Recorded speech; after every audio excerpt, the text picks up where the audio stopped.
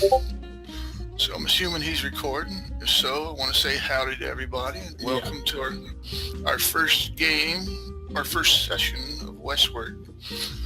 For those of you who are ignorant about Westward, it is a Wild West steampunk setting, if that makes any kind of sense. If you're familiar with the steampunk genre, you know a lot of that's usually like European, Victorian, London stuff. Our game goes towards more of the Wild West aspect. Basically, if steampunk came over the ocean to colonial America and basically took over all that. But it doesn't take place on Earth. First off, let me go ahead. The screen that you currently see that says please stand by, that's going to be your limbo screen I put you on when I set up maps and stuff like that. You have the lovely little girl from Ipanema Tomb playing in the background. But for the most part, whenever we start off, we will be hanging out here.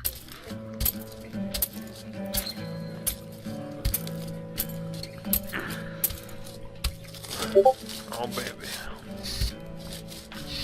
It's going to be basically our generic pre-game chat up.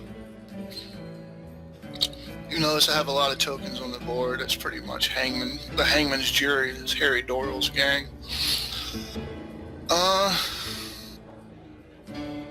Turn the music down a little bit and turn my master volume down.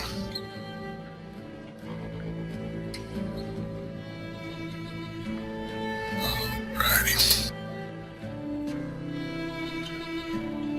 Right, we're going to go into the setting. Like I said, this is actually a world that is called Westward. I don't know why they called it that. I think they were just keeping it simplistic. But the way it came to be is kind of interesting because it's basically our Earth in the future when they started deeming it necessary to expand human civilization. Basically, they had to go off-world to start colonizing the Earth. It was getting too bad. So they started putting up together these huge colony ships and started sending them out in random locations to try and find places to live. One such endeavor was a ship called the Chrysalis. The Chrysalis, it basically used an experimental engine that was supposed to create interdimensional travel, warp engine, whatever you want to call it. And they loaded up the ship with all their colonists, supplies, and everything like that. They engaged the new experimental engine. They entered the wormhole and immediately exited from the wormhole, and the damn engine blew. Being survivors inside of a ship that's meant for surviving, they were stuck at basically impulse power, drifting through space, trying to find the closest immediate planet to try and land on. Sadly, it took them a damn century before they even found a planet that was close enough to try and go to. Meanwhile, on board the ship, they were going through resources, exhausting those, and basically surviving on the ship until they found a habitable planet. And when their sensors managed to locate the planet, it took them another 40 years to reach it. That's when you basically establish year zero, which is your landfall. Landfall is when they landed on the planet of Westward, and they just basically landed the ship praying that the planet would have all the resources and materials needed to fix their engines, and if they had to, fucking leave the planet and start going around to find something else, etc., etc. Sadly, once they land, they realized Westward was a shithole. Where they landed, which was near the largest body of potable water that they could find, which they later went on to name Lake Chrysalis after the ship, they realized that the place they were in was your typical alien Wild West equivalent of Badlands, deserts, rocky terrain, and stuff like that. Very unfriendly, had lots of alien life forms on it. No known sentient alien species, though. Meaning, you don't have any alien Indians going, oh, get off my planet.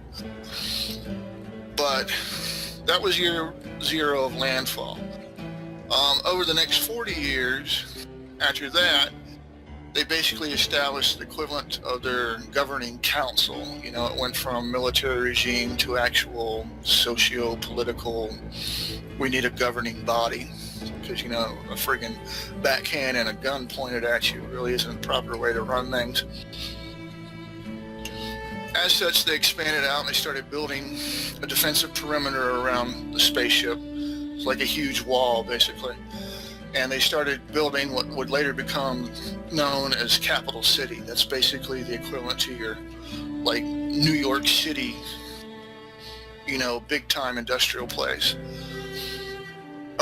They also set up a satellite communications array, defensive arrays, and stuff like that. Now, seeing how they had drinkable water, they knew it wasn't going to last forever, so over time they realized that they needed to start getting people together to send out to prospect for new materials and resources. That's when your initial explorers and your prospectors and stuff were grouped together.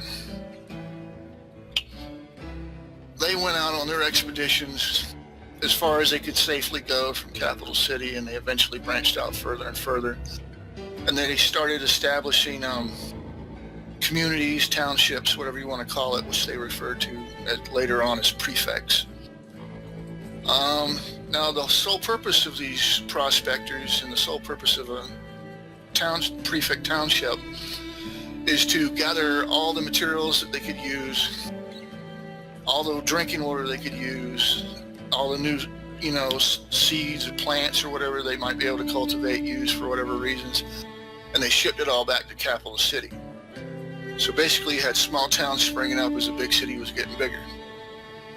Now, Capital City wasn't stupid. They knew in order to survive, they basically needed to monopolize all the materials. They were very selfish. Even though it was a nice, shiny, pretty city, it was kind of like ancient China's imperial city. It was like a nice place that you were really devoted to, but you would really hate to visit because you knew it was so strict the way things were run there. Now, these prospectors, they're constantly funneling all the resources and water and stuff back to the city, and in turn they were getting like almost dick back to sustain their own establishments. That led to a series of wars. Basically, the prospectors put their foot down and Capital City had to fight it out for a while. Then they came to an uneasy truce. As this was going on and after this was going on, they realized another issue. There's a lot of new diseases, poisons, toxins, and stuff that they've never encountered before. As such, if you got sick on the planet, if you got sick on the planet, resources were in scarce supply, so they would quarantine you, and eventually they would start exiling people. In turn, that's what created a group of people known as the ferals. Those are basically your wild men that were thrust out of civilization and left alone to fend for themselves in the wilds. They evolved, some of them into cannibals, other into like primitive tribesmen and stuff like that. Ferals equal bad usually because they have nothing to lose and everything to gain. All they have to do is kill you and take it. Some of them banded together over time. Some of them are also very organized and extremely lethal. In order to protect themselves from the ferals, Capital City started reinvesting resources and time into developing technology. Basically, that's when they first started inventing what they call the steam mechs. Basically your giant automatons, either independently controlled through whatever procedures, like a series of defensive protocols and stuff like that. Or they even have the man-piloted ones where you get like 2 to 4 people inside of one. They operate belly guns, the other dude pilots, etc., etc. It was what was called the Dune Creek Massacre that basically prompted all of this. Dune Creek itself was a town. It was overrun by ferals, and it was such a brutal massacre. That's when Capital City said, hey, we really got to do something. Also during this time, the first marshals were established. Basically, those were the veterans of the wars, the feral wars, and even the colonizing wars. They basically were paid to go out and protect the frontier lands from harm, so you had your roaming marshals. To me, they come across more like Texas Rangers.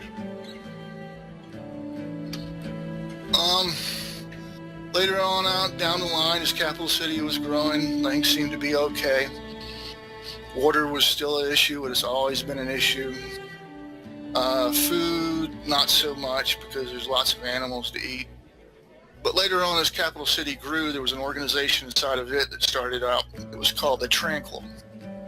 Now, the Tranquil were originally diplomats, but they eventually organized into an officially government-sanctioned prostitution ring. And you might snicker at that, but these prostitutes were also government assassins. Basically, they would worm their way into the pre-established rich houses of Capital City, and they would do whatever the government needed them to. They were spies, assassins, etc., etc. Now, one particular Tranquil was sanctioned to kill a marshal, but she never could quite complete her mission, and she ultimately winds up falling in love with him. As such, she spilled the beans about what she was supposed to do, and the two of them tried to run away from Capital City. That led to Capital City basically coming at them with everything they got. They were killed, the people that were trying to protect them were killed, and that whole ordeal through the Tranquil sanction into kind of like an internal disarray. They started killing off key members. Others were basically taken in and re-educated, brainwashed, etc., etc. Now, the Tranquils are still around, and they're still greatly revered, and they're quite powerful. But that's a little bit about the Tranquil. Now, about 200 years into things, they started modernizing. They basically said, okay, we're stable enough. Let's go ahead and start advancing our technology with what resources we've managed to milk out of everybody else on the frontier. As such, they started building tramways. Basically, your big railroad equivalents, but they're tramways. They're kind of like not on the ground; they're up off the ground. So they built the tramways to start assuring that resource allocations could be done in a speedy and efficient manner. Then they started using tramways, other tramways built as people movers. And the whole goal was to basically be able to navigate this crappy planet easily as possible. Meanwhile, you have the ferals attacking everything. People are still rebelling out in the wastelands, etc., etc. Now, during this modernization period, there was a group formed called the Argonaut Group. They were basically your researchers and inventors that were tasked with the job of making the world a better place to live in. Now, much like our own society where we have like established organizations that do R&D and stuff, the military's always got a hand in the cookie jar. As such, the military R&D portion of the Argonaut Group, they started forming a secret police to basically make sure that things were being taken care of and conducting their own experiments. These people were called Praetorians. They pretty much looked out of everything with an iron grip, a vice grip, and that in turn caused a lot of internal rebellion among the regular scientists. In turn, the Argonaut Group, members of it, kind of defected, and they formed a rebellion group known as the Dusters. Now, Dusters, their main goal was to basically make sure that the common man, not in Capital City, had access to the latest technology designs and resources available. They'd smuggle out stuff. Over time, one of the Dusters actually chose to betray his own brethren, turn them in. This, of course, immediately led to members amongst the council activating the Praetorians, and they killed off a bunch of scientists and they scattered the dusters to the four winds as best as possible. Now, the duster that betrayed his own kind, this was a guy named Primus. Now, he didn't want to admit that he was a duster, so he basically sold him out and then used as much means as he could to basically ensure that nobody ever found out that he was actually one of them. But his actions were commended, and he eventually wound up becoming the Supreme Chancellor of Capital City. And that's the person that today that currently rules the place. He's known as Manciple Primus. And he does all he can to ferret out the last of the dusters on the planet, and he tries to ensure his people's safety while secretly trying to basically better himself amongst everything. He's very, very selfish, very, this is all me. I'm going to do whatever I want. I'm the king. Now, our game, I'm going in a different angle because Capital City, as nice as it is, I didn't want to set the game there because that's a real shitty place to fucking be right now. And if you don't mind, go ahead and pause your recording real quick because I need to do something real quick. Okay, it's resumed. Okay, like I just said, our game is going to be a little bit different than the normal one because instead of being in Capital City and there in the established civilization, we're going to be out in the outskirts. You're going to be basically out on the frontier and where the frontier meets the Badlands. I say this because if you look at your screen, you see a whole bunch of people. These people all follow one individual, the center, Harry Doyle. Now, if you look through your handout sections, you can see a group called the Hangmans Jury, and you can bring up Harry Doyle. You can read about him if you want, but he's basically the leader of a bandit gang. His nickname is he's Harry the Hangman Doyle. Not much is really known about him. Some people say that he used to be a decorated soldier. Other people said that he was a badass marshal. Well, for whatever reason, he no longer does that, and he's taken to a life of crime. Now, Harry, he's a cold, hard man. He's really brutal. He's the type, if you look at him, it's the preacher. It's the friggin' saint of all killers off the preacher. He's one of those dudes that, he don't like to say anything twice. Judge Dredd type. He's got the nickname the Hangman because he's very fond of lynching, and he also has no hesitation in throwing a rope around someone's neck and dragging them behind his horse till they're dead. He leads the gang, and the group itself is known as the Hangmans Jury. That's where y'all come into play. Looking through the group, you see a bunch of other people. You can read through their profiles as needed. I'll describe them as you basically encounter them. As far as your own characters, if you look at your character sheets, I'll use Ezekiel. If you bring it up to your sheet, the first one that has like the little picture, the image of you on it, I try to make this as user-friendly as possible. On your bio section, it has your name, your little blurb, and then I even put a table that has your ability ratings on it. And then underneath that, your skills, attacks, and your features, and there's even a link to a big version of the sheet. Beneath that part of your folder, you'll see something that says CS.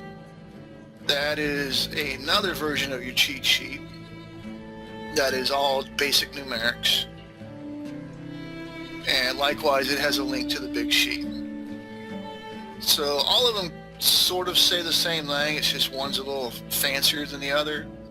And the reason I did that, like I said, is basically to make it user-friendly. Because most of the time, you can probably just click your, once you're familiar enough with your character, you can just click that main one that's got your picture icon on it, and you'll go, okay, I'm using 3 dice. Okay, I got 2 dice in that. Okay, my damage is this, blah, blah, blah.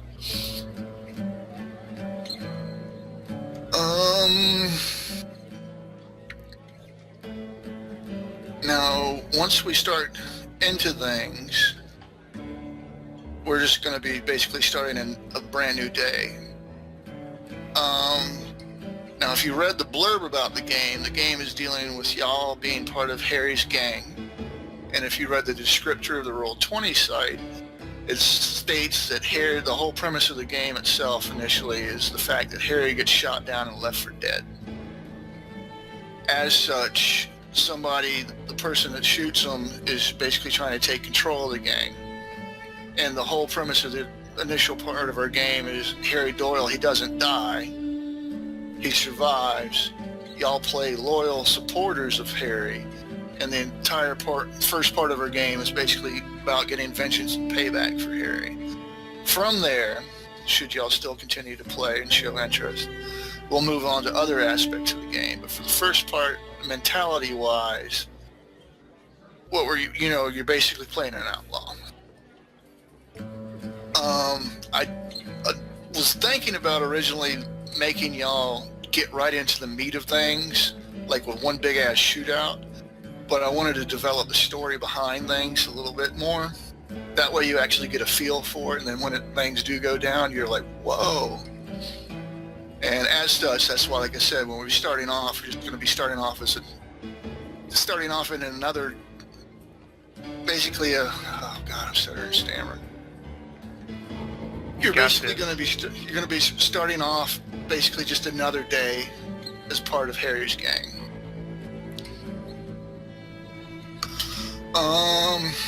We will cover rules as they come to and stuff like that. I'm very helpful.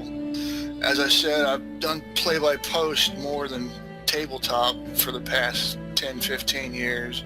So I can write the hell out of anything, but I got to bust my whole skills out and put some WD-40 on them because I don't have y'all in front of me. So it's like,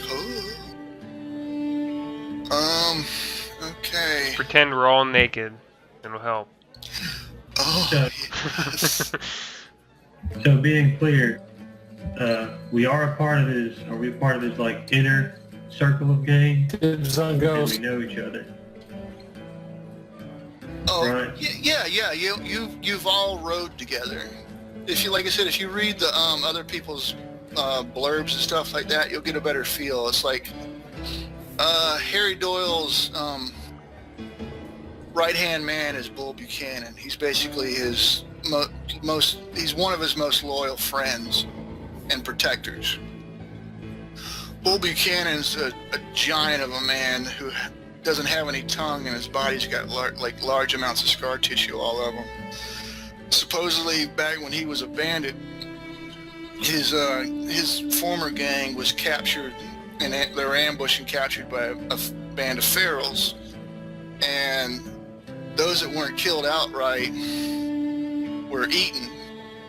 Now, he had his tongue cut out, and they ate it right in front. And the way he talks, when he actually manages to talk, it's real high-pitched, almost like a unit type of high-pitch, so you kind of wonder if they didn't eat something else. But he's a huge dude, basically a walking tank with a sledgehammer, because he used to lay tramway, the railroads. Harry Doyle's rival is going to be Mingo Chavez. Mingo Chavez is someone that Harry Doyle brought into the gang, that was about 15 years back. He's a type that joined up real loyal and obedient at first, but he had his own secret desires to eventually take over the gang. Y'all don't know this, but some signs are quite evident. He's constantly trying to rub Harry the wrong way. It's almost like the two of them have grown to be at odds over the years. Not completely, sometimes outright, but for the most part, he's always pushing the envelope to try and see what he can do to piss Harry off. Now, he has his own supporters. He has the Rojo brothers. Those are supposedly some kind of second cousin, twice removed parts of his family. He's got a friend, Buckshot Bill, was another recruit. He's a crazy son of a bitch with an auto shotgun. He's even named the damn thing. He also has a slinky Baptiste, who's supposedly French Creole. He's kind of like he claims to be from Creole blood and strong line of voodoo priest, the Hangmans priest. He's a real creepy dude. In your own way, you kind of have your own adversary or nemesis when I was writing out these bios. It's like Zypher, you're playing Zeke or Ezekiel. You're a you're a doctor that basically, you're training to be a doctor, and for whatever reason you cut out on secondary school. So you're kind of like a realist scientist type. Baptiste, he's the type that like makes potions and mud poultices and tries to do holistic voodoo ceremonies to cure things. And he thinks he's got creepy all locked down by himself. So.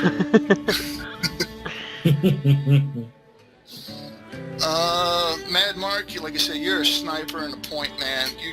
But yeah, as far as y'all as a group, y'all like Harry a lot more than anybody else. You know, y'all would be on Harry's side, the others would be on Mingo's side. Cookie, he's the oldest member of the group. He's an old son of a bitch. He's kind of like a really sad-looking Santa Claus. He's always nice, always formal, but you know he's so old that he's just getting out there that he's kind of on the point of being doddering, forgetful at times. But Harry doesn't mind that one single bit. It's almost like he loves the dude to death. Why, you don't know. But he's just always, he's like, out of everybody there, he'll give Cookie the most respect out of anyone. Ignore Remington. That was Rob/Raven's character with Hurricane. Was it Matthew or hit him or whatever? Harvey. Henry or Harvey, yeah. Hurricane Harvey. He's out of commission for now. Actually, depending on if he comes back or not. So just basically ignore Remington. Winchester? Yeah. Sinclair, you, like I said, I added that blurb about being called kid, and it's just, Harry, he'll refer to you, he's like, yeah, they're with the kid, and stuff like that. Mingo knows that pisses you off, so he tries to use it as much as possible if you read your little bio blurb. But it's obvious that Harry and Sinclair, Harry brought Sinclair in, and he's been not really close, but the two of them, you know, it's almost like to the point of y'all are kind of wondering, well, was this dude actually Harry's kid? But knowing Harry, there's no way in hell that Sinclair could be his kid. But there's some kind of just feel about there that's just... And then there's Dicky Fumbles. Harry likes you because you're good at what you do, but at the same time you're a crazy fucker. You know, he's an explosive expert with the last name of Fumbles, you know, or with the nickname of Fumbles. But okay, but like I said, all of y'all are part of the gang, and eventually when things go down, y'all will be playing Harry's supporting side versus whatever else. As to how our game starts off, let's see how I want to do this.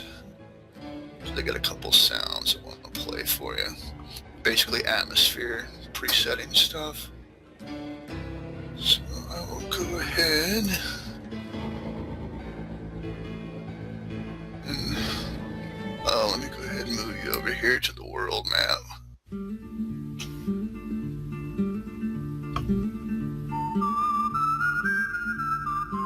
Now, y'all's camp is going to be south of Fort Spy. If you notice, there's Capital City up here. Lake Crystal is here. Y'all are going to be down to the south of Fort Spine, probably in the hills around here.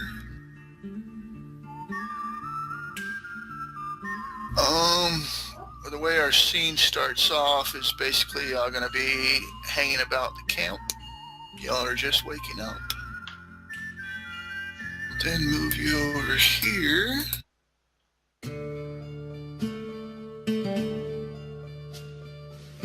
That was a possibility for another hangout screen. Like how I put Harry Doyle's face in there. I enjoy that. It fits pretty good. Couldn't have edited it better myself. You color it all blue. Okay, do a couple. Harry, not John Marston. This little emulation of his gang. Go ahead and do, like I said, just some atmosphere stuff to get you a feel for the way things start off. Just stuff to stick in the back of the craw of your mind a little bit. And the West. People call it the new frontier. It almost sounds nice. They'll tell you that it's built on the backs of God-fearing folks, with true grit in their hand and the pioneer's dream in their hearts. Well, whoever wrote that's selling snake oil, sure as shit. The real West is a heartless, lawless viper pit. A pioneer's nightmare, forged by the flames of hell and the hammer of the beast. I ought to know. I'm Harry the Hangman Doyle, and I devour the souls of men. Out here in the West, I never go hungry. This here's my story.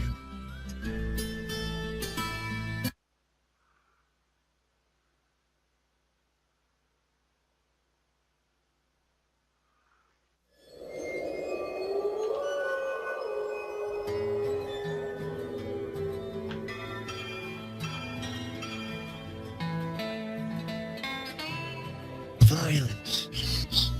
Where's it all begin? The gun? The knife? The axe? How's it born?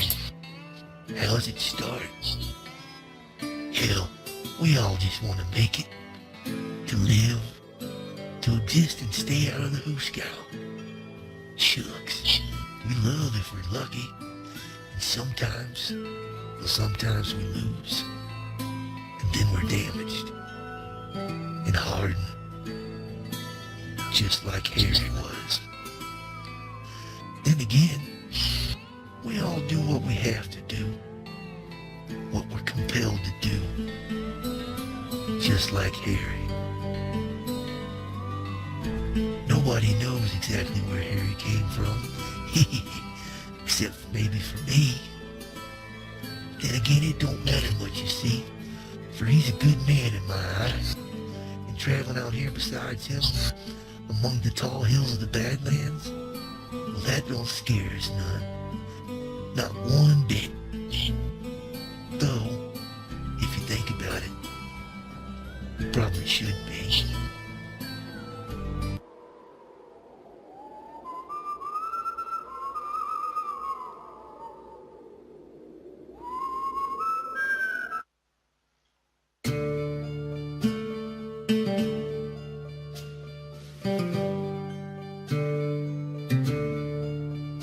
War.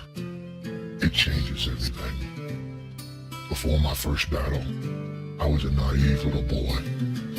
Then I got my first rifle. I was now a man with hope. By the time that the Pharaohs came, I was a soldier with nerves of steel. And then came defeat, followed by Maximus Primus, that cocksucker. He took all I loved and all I knew. So I vowed to hit him where it hurt, and rob his banks and outposts whenever possible. We were all hunted as outlaws back then, but in my mind, I was still a soldier, simply fighting for the cause that others had surrendered. Cookie was my colonel back then, and I followed him without question. He kept us moving forward when the pain of looking back was too great. Then came that day when I first understood that we would stop at nothing, and that the entire planet had become my enemy. And that I was now trapped inside of its dead, hollow soul. Once I saw that, I knew that I had to make a choice, and that the killing and the dying, well, they had just begun.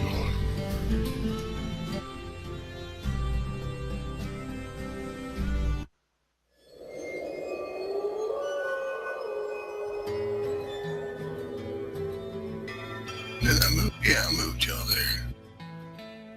I'm playing my music. Can't hear the campfire music. Y'all still with me? Yep, I Yeah. hear the campfire scene. Yeah.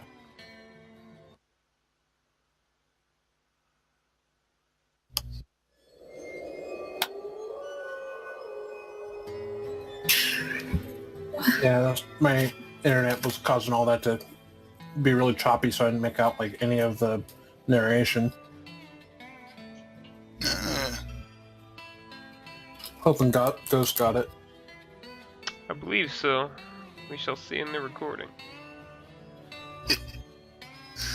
If not, I can send the files. Made them with that Foxmorph program. Alrighty. It's like I said, it's a little atmosphere for you. Good. It's gonna be, like I said, starting the brand new day, actually with Mad Mark. Put you passed out here.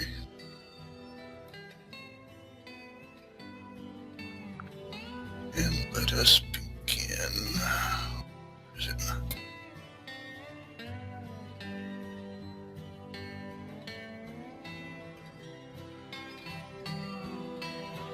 Come on. Here we go. Everybody get their pop up. Mm-hmm. I got. Yeah. Okay. It's just another day out here in the Badlands.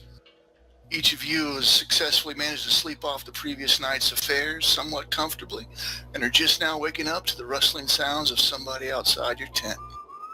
As you slowly begin to stir from your slumber, the all too familiar smell of freshly brewed coffee suddenly assaults your nostrils from beyond the confines of your current location and beckons you forth to go outside. As you push forward the dangling flap to your tent and shamble your way forth outside in search of the source of the enticing aroma, like some kind of caffeine-longing zombie, you quickly spot Cookie's ancient and pudgy form shuffling about the morning campfire. He looks up to each of you and smiles in turn as you depart the tent, quickly motions for you to join him around the flames, a mirthful grin upon his face. You know, like I said, Mad Mark, you'd be snoring your ass off. You're a drinker, so you're probably asleep cradling your gun. The smell of coffee hits you. You'll start shambling forth. Then you see, come and get up there. See Cookie out there. He's like, hey, good morning, guy. Come on, man. I got some fresh coffee on the fire for you. Working on a pan full of Spoonbread, and we got some fat back in the pan. See, we got a drink over here. I think we think there's some leftover beans and franks if you want them in the pot over there. Oh hell, Cookie, you know fumble like me some fat, good old fatback. Mm-hmm. He's like, yeah, just give me a minute or two. I'll throw her on the fire. Like, morning. Clear goes behind some bushes and has some higher priorities as he goes and takes a piss on a rock.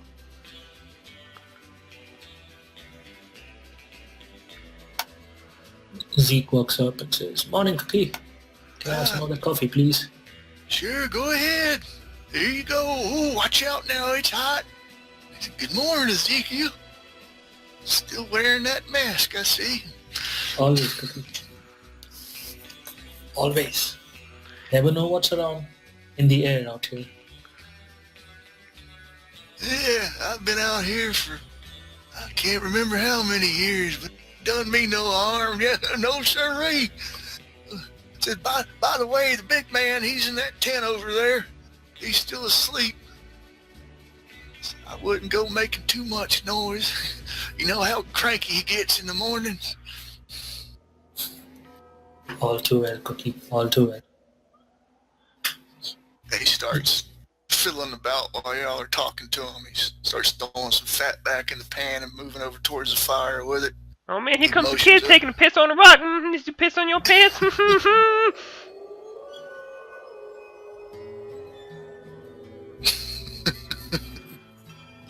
Yeah, God damn it. Richard just kind of gives him a flat look, pours himself a cup of coffee and then starts rolling a cigarette with the other hand.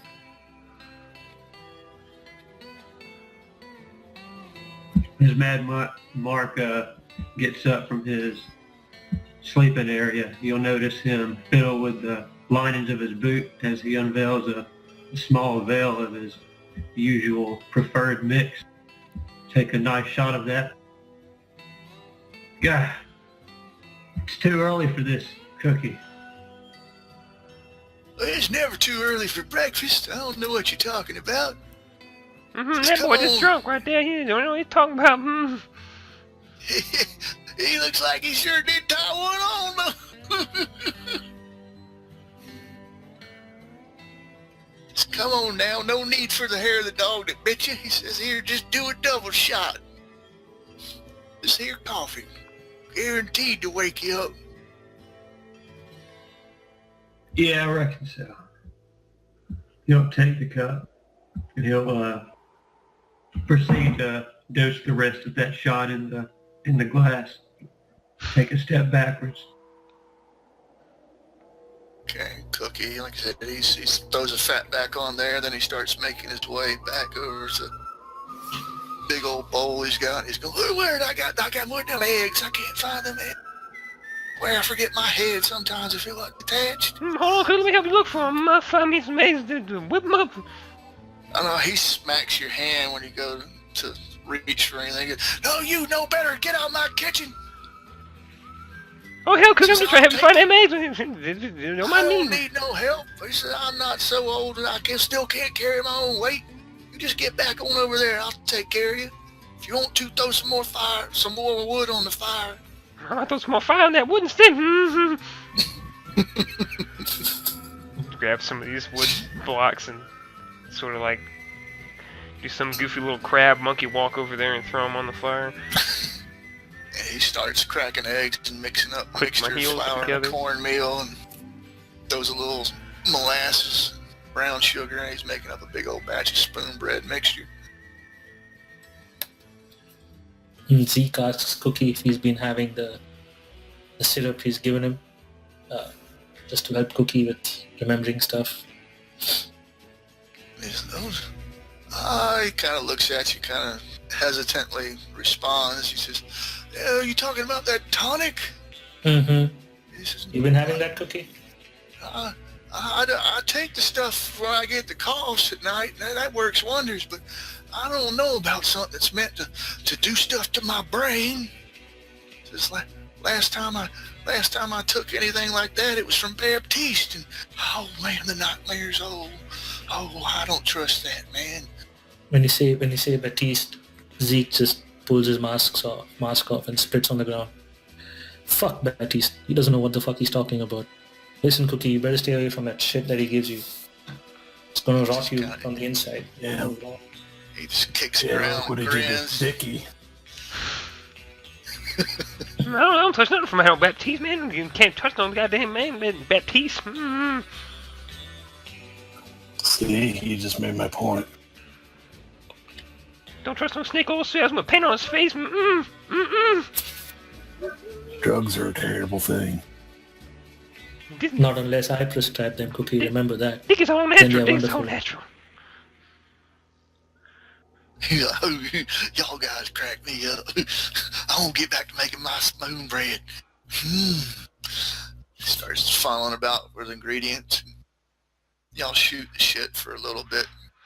Me, we're eating And, our fat back. Coming out this tent to the south of the pavilion, you see the massive form of Bull. He just comes out, kind of like, you see the top of the tent Bolan as he stands up to his full height. Then, you see the top of his head bow the top of the tent until he gets to the edge. Then he ducks down underneath it, stands up to his full height, and then yawns and stretches. He's got his undershirt, kind of like the long johns, except not red, it's white. It's all unbuttoned down to about the center of his chest, and he's got suspenders off of either shoulder hanging down by his pants. He yawns and stretches, got the sleeves rolled up. You see his big old huge forearms with scar tissue all over him. he just yawns, opens his mouth, and y'all just try to avert your eyes because you can see where his tongue's missing. He just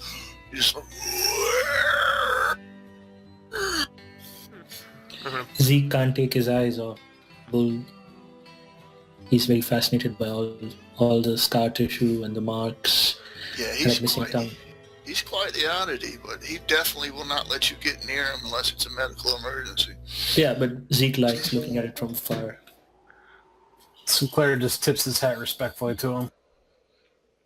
He just looks over at you, and as he finishes yawning, he just closes his mouth and snorts through his nose and, basically acknowledgement. He just...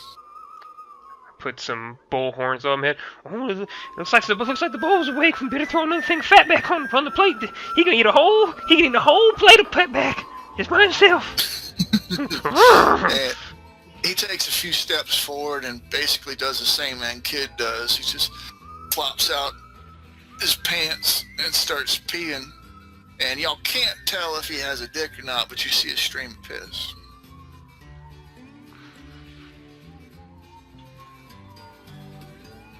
Finishes his business up, starts walking over towards the campfire, steps right on through the sleeping bag, puts his suspenders up onto his shoulders, and he starts popping and cracking. It's like breaking out his morning sleep rigor mortis. He's all grunting and groaning. Stops just shy of Ezekiel, and he just kind of looks at him and just staring at him like, what are you doing here? Ezekiel just stares back, but it nods more at the face, but he's got a very curious fascination of his marks, how they came about, what happened. Though he won't ask about it, Ezekiel can't but fantasize what happened. Sinclair just gets a cup of coffee for Bull and hands him one. Yeah. Okay.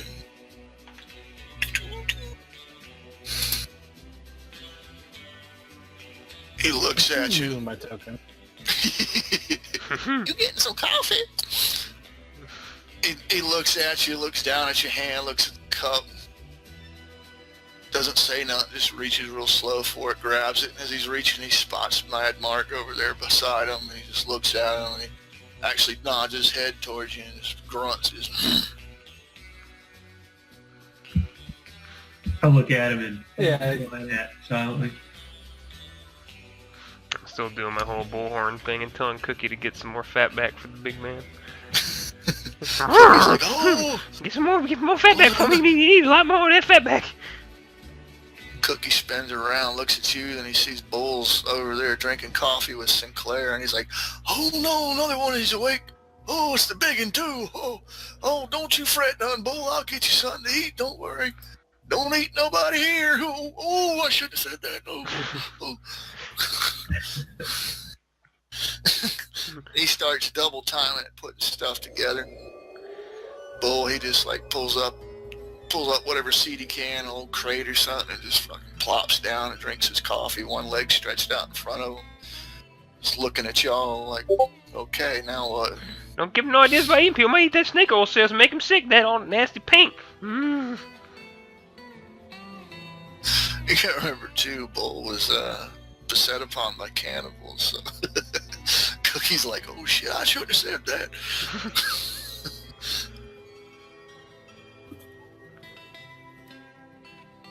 Joe? Sinclair just kind of looks at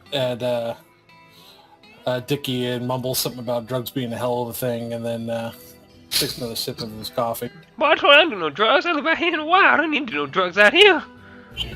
Get my high right out here living. I'm high on life. I need to blow stuff up, boy. That's the only high I need. But Cookie does his best to accommodate everybody. He starts, like I said, he got beans and franks. He's working on some spoonbread. He eventually gets poured into the pan, and he starts moving his way over to the fire. He starts stirring the bacon, flipping it, and puts a big old cast iron skillet. It's probably about 3, almost 4 inches deep, big around. It's got like this big Johnny hoe cake, batter circle inside the pan. And he throws it on. You see bubbles eventually start forming at the top of it. Bull, he's drinking his coffee. He's done gulped it down pretty much, and like almost gulp. He just like did the tester sip, and then just reaches over and pours another one. And as y'all are basically shooting shit, doing whatever, waking up, you eventually hear all too familiar sound of spurs jingling. And as you do, you slowly see Harry Doyle emerge from his tent.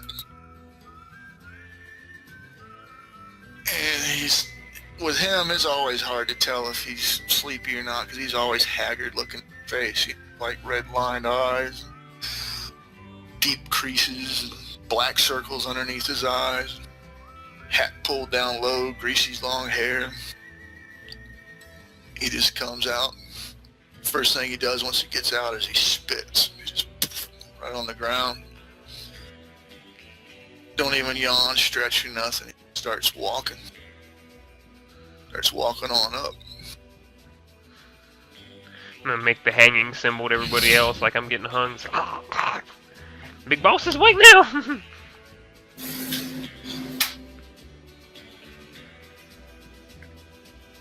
As Harry approaches, Zeke just kind of tips his hat to him. Doesn't say much, continue to drink his coffee. He doesn't respond by tipping his hat. You see him cut his eyes at you and continue walking.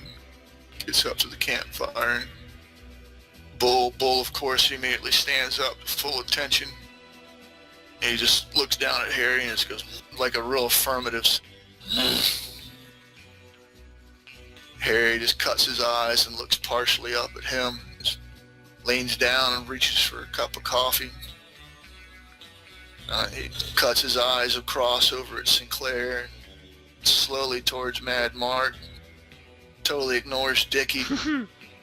As he should. Sinclair just kind of takes a puff off of his cigarette, and that's pretty much all of acknowledgement he gives for Harry. He knows, the kind of his place in the world. Now, Cookie, he's the last one to notice Harry, even with the distinct sounds of his spurs jingling on the cracked earth.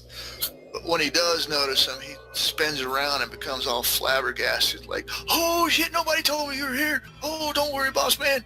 Says I'll get you going. You just have yourself a seat, man. No, let me get that coffee for you. Yeah, let me get that coffee for you." He says, "Yeah, good morning, Harry. It's nice to see you." Harry just looks, and he hasn't responded to any of y'all other than friggin' looking at you, but he turns to Cookie, and he just goes, "Good morning, Cookie." Long, dramatic pause as you can tell as the turtle processes, it's probably dawning upon him. Well, shit, I said good morning to one person. I might as well say it to the rest of y'all. He just spins around and looks at y'all and just nods his head, and he goes, "Gentlemen." Good morning, boss. Hope you had a good rest last night.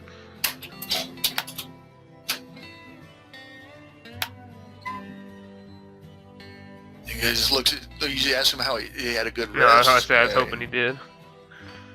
And he just goes, "Fair enough, I guess." Cookie's all like, "Hey, go ahead. Get y'all." He says, "Oh, sounds like that fatback's just about done. Let me go ahead and get that divvied up." He says, "I'm telling you, I got some spoonbread coming up too." And Harry just kind of looks and he says, "In time." He's like, "I got some old leftover Franks and beans over there. You want? I'll get you some more coffee. Come on, everybody, gather around. This spoonbread ought to be done in a little bit. Let me test it." Sticks his finger in. "Oh, it's hot." And licks his fingers on. "Yeah, it's doing good. A couple more minutes, it'll be all right." Cookie, don't lick your fingers. Let me lick them for you. "Hey, you get away from me. Get out of my kitchen. Go on, get."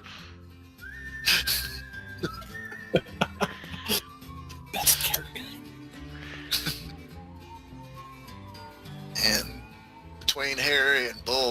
much else is said. So if y'all want to say anything or interact, go ahead. Cookie, he's cooking up breakfast. Try to get some of that spoonbread if I can with with my hand. Oh, are you gonna reach for it? Might. Thinking about Oh, it. it ain't done yet. I'm impatient. Okay, we'll use you as our first example of dice rolling. Perfect. Okay, we're gonna start off with a base. Oh, I don't have Cookie stats. Well, let's go ahead and just have you do a non-contested dexterity roll. All right. So you would click yourself, then you would click your skill check. So my dex is 3. Okay. The skill check. Attribute dex. Any skills?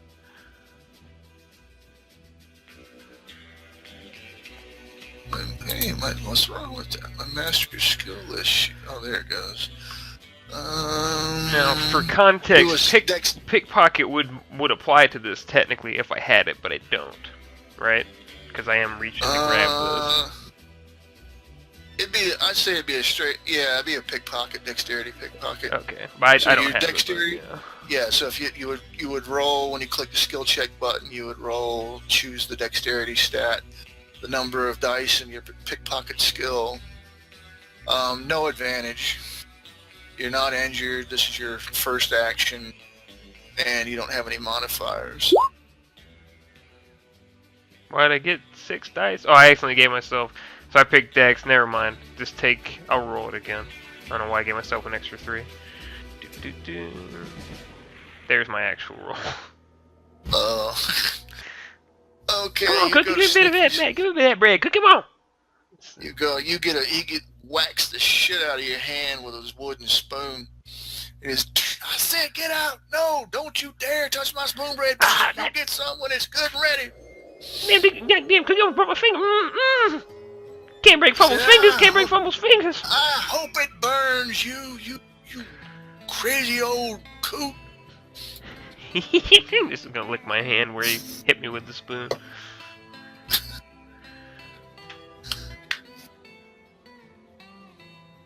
Cookie continues cooking, and eventually Harry just goes, Dad, there's leftover beans and franks.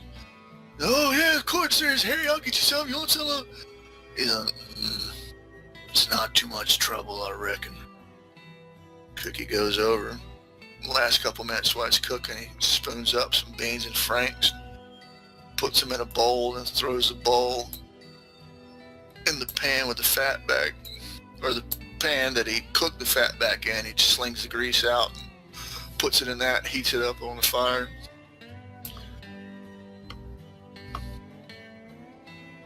He's like going, okay, everybody. Eventually he's like, okay, everybody, I think it's all ready. Eat up, enjoy yourselves.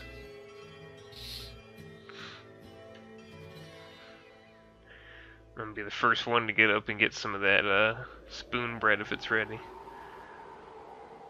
Yeah, it's ready. It's good too if you ever had spoon bread. He's got it sweet. He even goes back over to the crates where he's at, and he's looking, and he brings back a jar of, looks like it contains honey, but it's only got like the last bottom of it in there.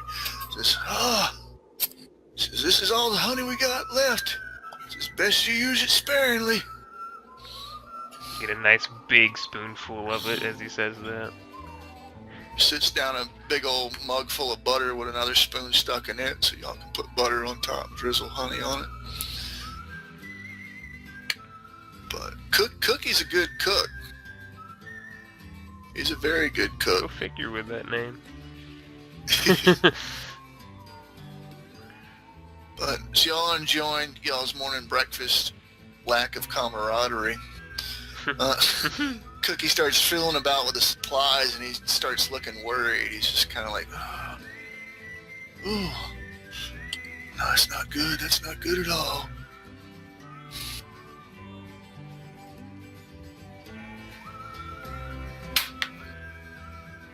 No, it is good, and this spoon bread pretty goddamn good.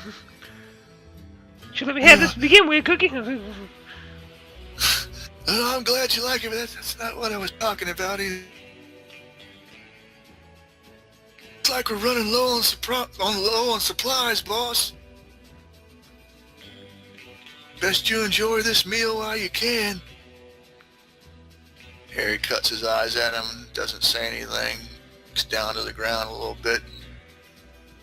Bull looks like he sits up, looks like he's about to say something prophetic or elaborate, but instead he just kind of gives a really loud affirmative, like basically supporting the fact that Cookie said getting low on stuff. And it starts to sink into y'all that, yeah, stuff around the camp's starting to get scarce. Food is becoming scarce. Some of your supplies and ammo are starting to get scarce too. A lot of y'all got holes and dirty clothes. You know, you just lack the basic stuff to maintain yourselves. And usually when that comes around, it might be time to try and find a means of replacing those, usually through raiding.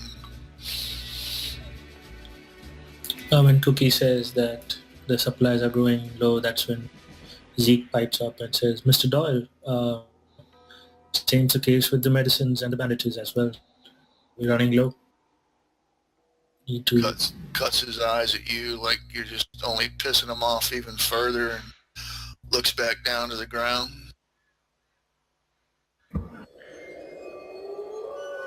Well, we can sort out food. I can hit some gophers with my pickaxe. He's basically giving you a chance if y'all wanted to add your own take on what supplies are being short and stuff.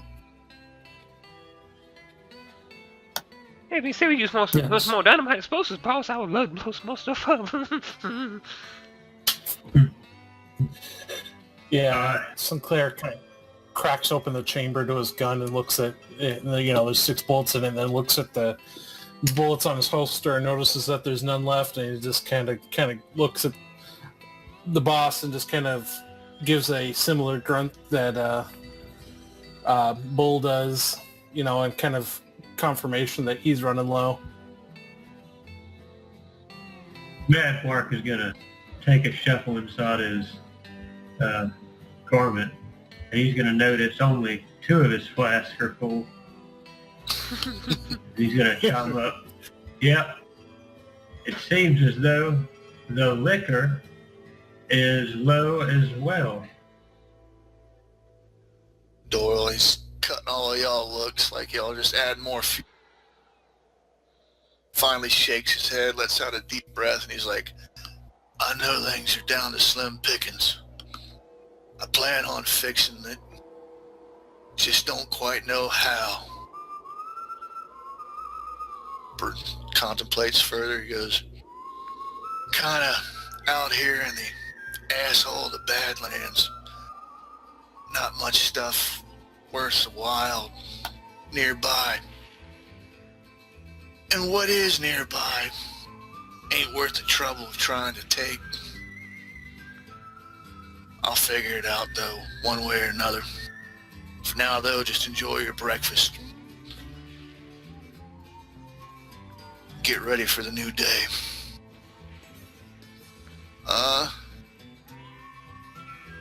As y'all proceed to eat and stuff, you notice nobody is coming out of the tents.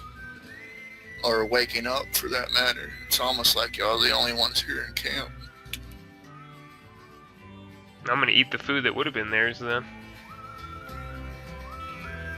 If there's any leftovers for them fuckers, I'm gonna take them their plate, I guess. Yeah, there's no, you don't see Mingo, you don't see the Rojo brothers, you don't see Baptiste, you don't see Buckshot Bill.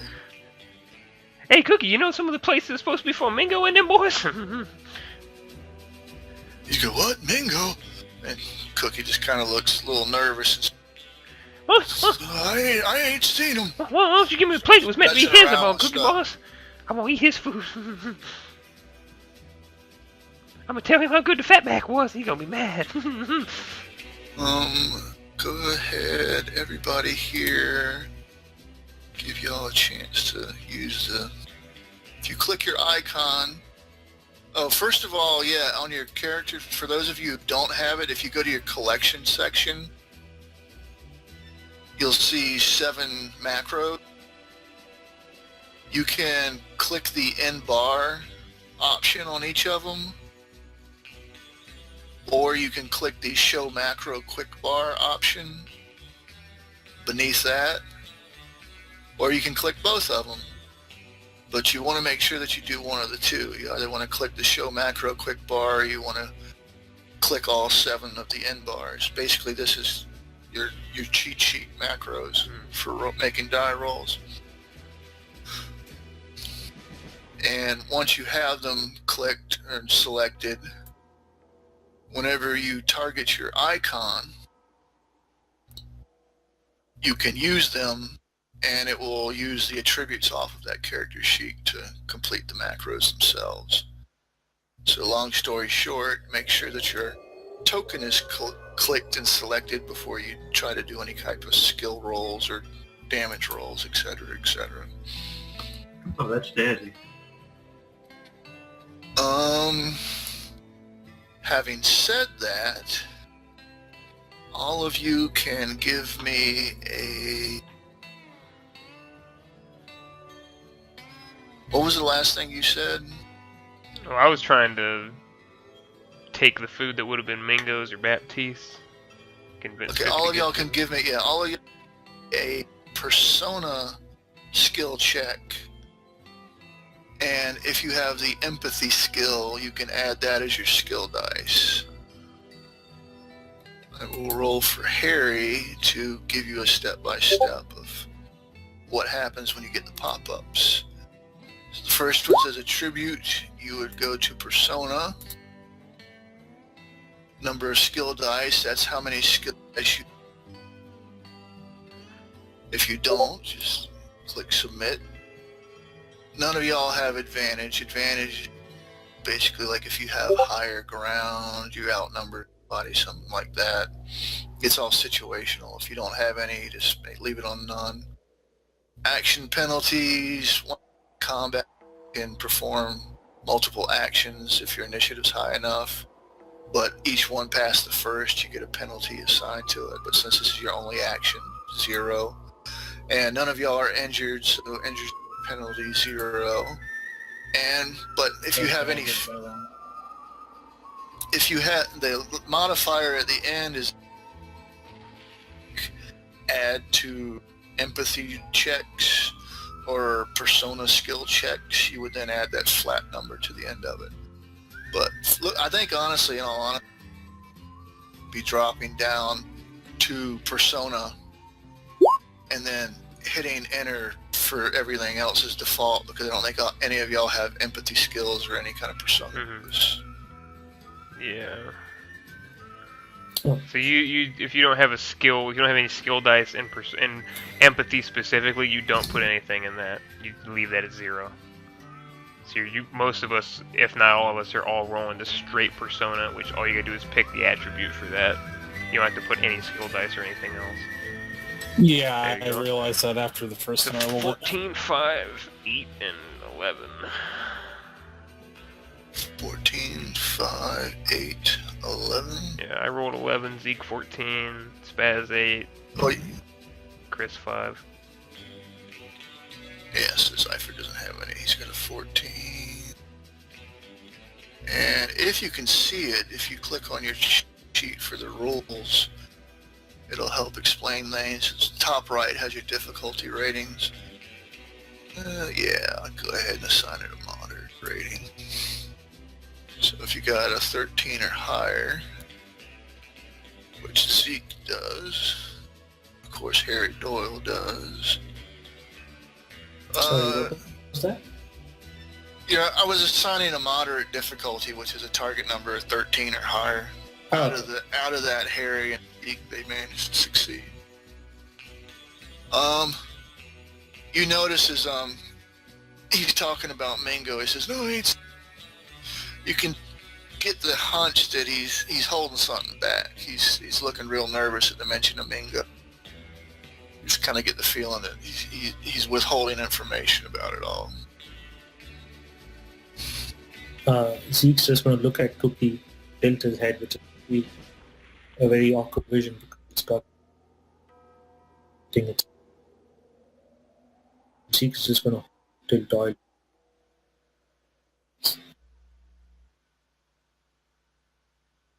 Cutting out off and on. All I heard was cock your head at an Yeah. unusual angle. Yeah, so I'm just going to cock my head at an unusual angle and just look at Cookie, but not say anything. Because Zeke kind of seeing the tension, so just going to wait for things to unfold. And when you cock your head and look at him, he just looks back at you and he starts looking even more nervous, concerned, and starts fumbling about even more. Drops a couple things on the ground. Harry kind of like backs away from him and just looks at him. He's like, "Everything all right?" And by this time, it's slowly growing obvious to all of you that he's real nervous, and it doesn't take too much to put two and two together. The mention of Mingo not being here is kind of the cause. But he has yet to say anything. He's too nervous about it. Hell, Cookie, you drop more stuff on the ground than I do. What's your problem? No, that's just getting the best of me. Guess I'm a little winded from making breakfast.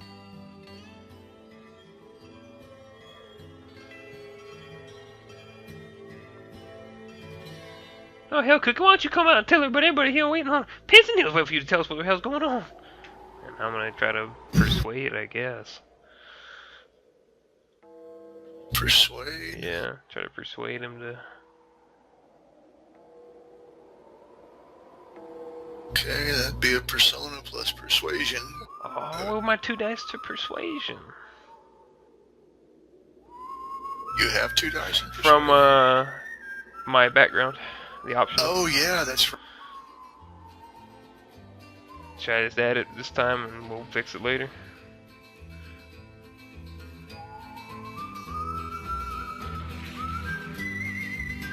You there, Ian? I'm here. Alright, yeah, should I add it this time and fix it later, or? I didn't even see it bring up a roll. Oh, I was just asking before I rolled if I should include it. Yeah.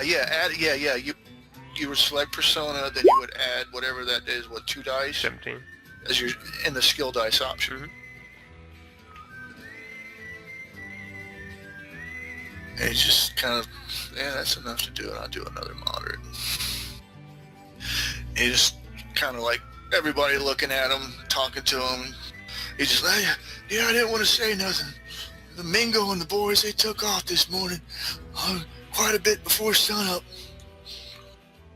Harry, that's when he cocks his head back and looks concerned like he did what? Like, I don't know, something about some kind of reconnaissance mission. They wouldn't tell me nothing, they just took off and told me to keep my gap shut. Baptiste's gonna get my snake off. Can I use search to determine which way they went? You'd have to like actively leave the camp to go off on your own and try to...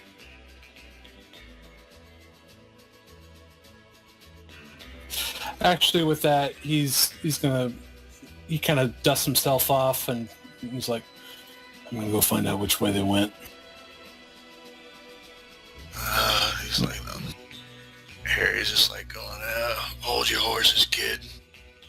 This if you go, we all go. No telling what they're up to.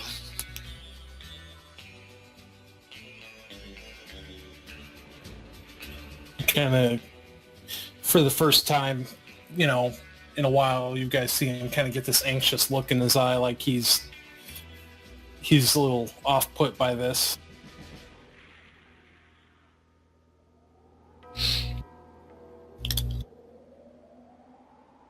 Harry finishes eating what he is doing, takes one swig of coffee, and whatever's left in the cup he just throws down at the base of the fire. He says, thanks for breakfast, Cookie. Gonna go find out what that damn flamingo's up to. As y'all get up to prep for stuff, you start noticing sounds off back behind the camp where y'all have like a little pen corral for your horses. You start noticing sounds of the horses are starting to grow a little more agitated. And it's at the point where it's enough to get your attention as you're, basically breaking the ice and find out about Mingo taking off. You start feeling this, like what's going on? The sun's, basically its bottom line is the first person to say something's spooking the horses. And Zeke says that, Mr. Doyle, something spooking the horses. I don't like the sound of that.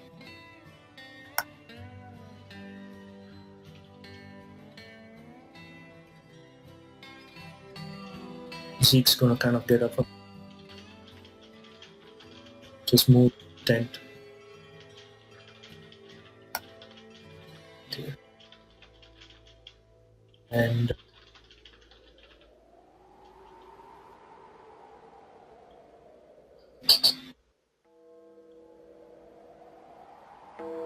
there a hide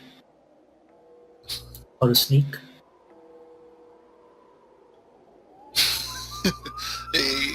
Okay, Ghost just PM'd me too. What happened? No, he was PMing with something he wanted to do. Oh, Well, yeah, it's a little ways, it's offset from camp, so if y'all were if y'all were trying to sneak immediately around the camp, no. You'll be So chill. okay, no, I'm not trying to sneak away from camp. But if you're trying to sneak your way up, yeah, that's fine. Y'all can do that. No, I'm just trying to hide for sense that we kind of set up this. The horses seem at unease. We're in the Badlands, so Zeke's was. It's a gradual sound. Basically, the horses are a distance away. Normally, if you're lucky, you might hear one of them out loud, at a very infrequent tandem. As y'all are talking and discussing Mingo's absence, it gradually becomes apparent that the horses, like, wow, there's something's really got them going now. I mean, how far the horses where we are at? It's a nice little walk. It's probably about, let's see. Yeah, you got your camp. Yeah, you got ears with, it's kind of like down a little gully where you would have them. It's not immediately available. It's like a little short john. It's basically another map screen away. Another map. But yeah, if y'all want to try to stealthily, those of you that want to try to stealthily approach, y'all can. So that's not a problem. I guess I'll do that. Roll a I'm just saying modifier for there's it. not going to be, there's not going to be anything on this map screen to be done. So. I mean, in that case, Zeke's is going to wait to see what. Look around at everyone nervously. We need to check on them horses. I'm doing what I'm doing right now. So. I'm going to make you're going to see Mad Mark make a beeline towards the makeshift stable area. All right, Mad Mark goes. Yeah, Harry, he jumps up, and I'm trying to think. Yeah, he'd go back to his tent and grab his rifle. Bull, he goes to his tent and comes out with his sledgehammer, and he's just like, "All right, let's go." Dicky, nobody can initially see. He's done disappeared and took off. I'm coming out now. Probably out Zeke generally fighting some horses. Yeah. Right. Head. I'll sneak up separate of everybody if I can. I don't know why I'm... Okay, there's the music.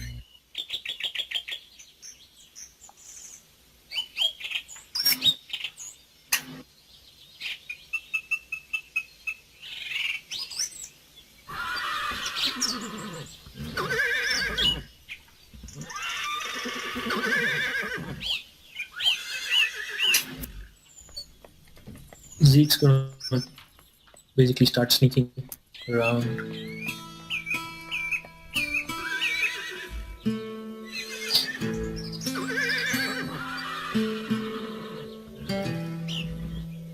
We'll adjust your positions accordingly in just a second.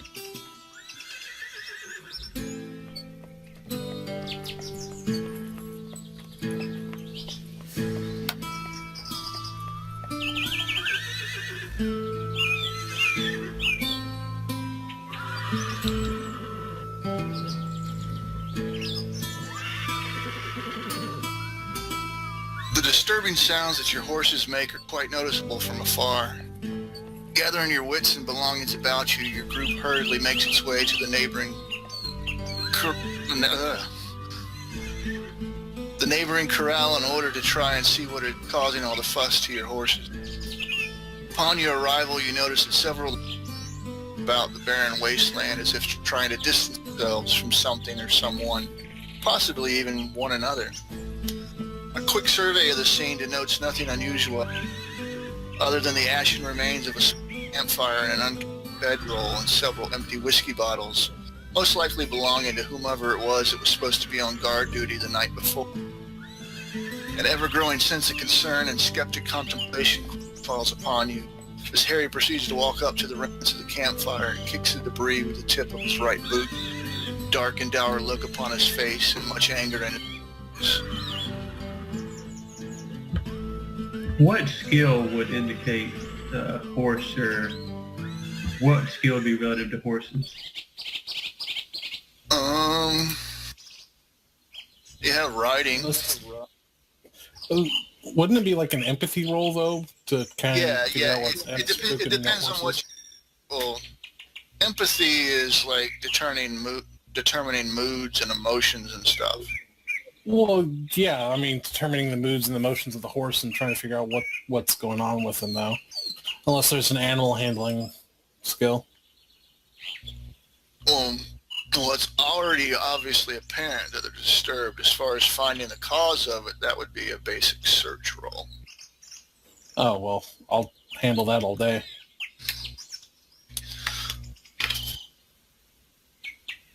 But, like I said, the horses are... my horse noises back on. Like horses. What's the base skill that's used for that? Is that dexterity or is that something else? For search. Search is intellect. Yeah, intellect. Okay. Yeah, you should have 4 die. Yep. Now if you want to position where on the bottom part of the map you'd like to come in at. So is someone already taking and doing something right now? I don't want to interrupt them. Holy shit.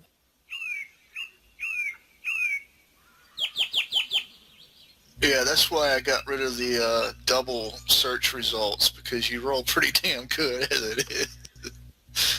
Well, and that was mostly 6s, 5s, and a couple of 2s. I guess the 25 is your stealth, so remember that, put a 25 on you. You move up. Like I said, he kicks the boot of the fire, and he's looking as you're moving up to the gate. Harry just kind of looks, and the gate's not open, by the way. But he just looks down at the fire, and he looks at the horses. Nobody's here, and he's just like, who was on guard duty last night? And all y'all can remember Buckshot Bill was supposed to be on guard duty. Buckshot. I'm creeping around. I ain't saying nothing. Actually, since Mad Mark, he relieved you. That's why you were out in the open.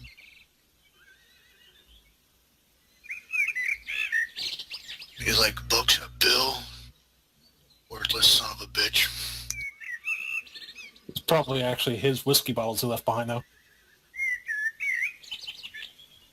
Okay, I gotta figure out this critter. Got a 36 as a fucking result. Hey, I just rolled the dice. It's 8 dice, man. Cool, they have a decent 6 die. How do you roll to yourself out of secret? Should GM roll, but it's gonna be. I don't know if you can use macros to do it. If you can, I don't know how. It's a slash GM roll. Whatever you're gonna roll.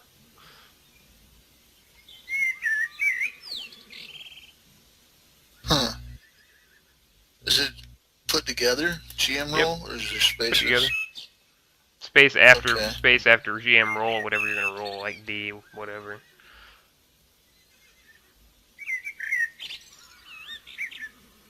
Okay, another rule, by the way, we're using what's called a wild die. Whenever you do your die roll results, I'm always, when I look at the dice pool as it being put together, I'm going to look at the first roll, which is like to the extreme left. If that is a 1, you have to apply a negative wild die result. If it's a 6, you apply a positive wild die. Positive wild dice they basically add a potential exploding 6-sided die to the result. If you roll a 1 and it's a negative wild die, it hinders your action. It will either just simply add a 1, or it will only allow you to keep a certain amount of your highest die roll results. But looking at your rolls, none of y'all did a 1 or a 6 so far. Spaz did, but it didn't matter. He would've... You're looking around to see what's spooking the horses. Hell, that pretty much speeds up everything.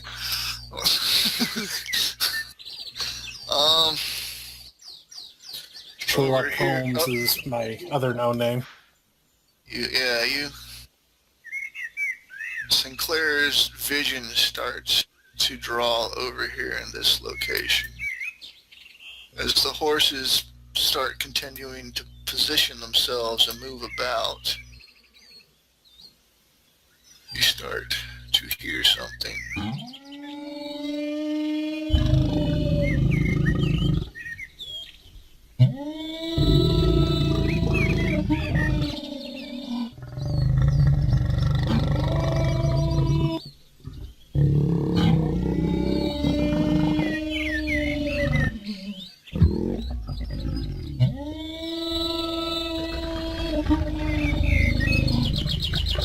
As you hear it, Sinclair, you see something moving before the others.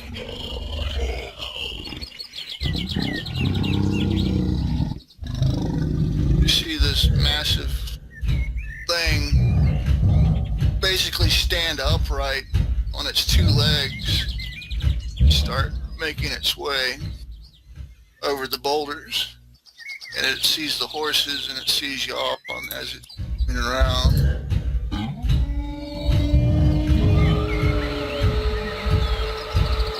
I'm going to take a shot at it as soon as I can.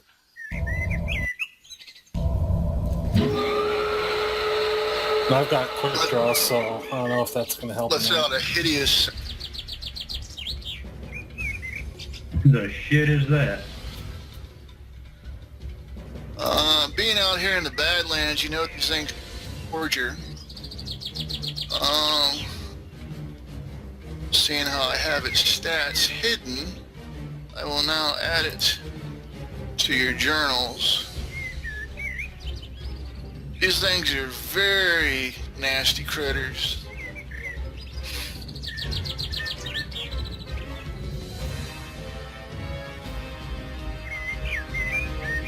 Give you a chance to read that a little bit.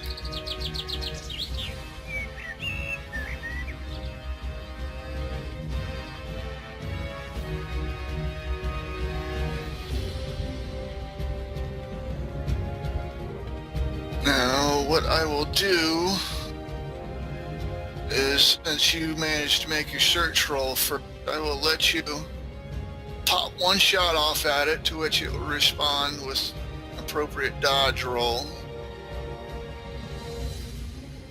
You're gonna pop a shot when it stands up there. Your ruler should work for targeting ranges.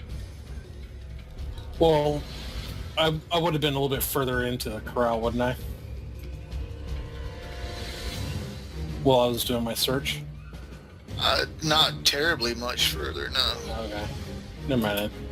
You basically would have, you open the, Okay. Well, it's within my minimum range. How far away is it? 20, 30, 50. Damn. Trying to get you and it in the same damn frame of the map. There we go.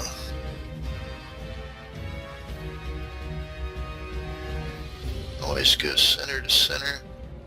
So that over 20. Yeah. So that would be medium range for a pistol. That's fine.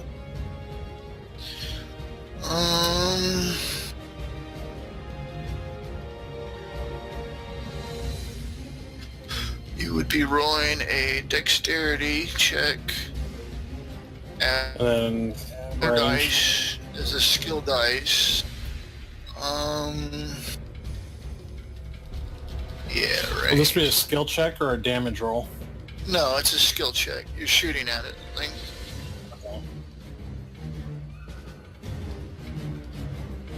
so it would be dexterity plus 4 dice for the range skill. And we'll calculate its dodge. Alright.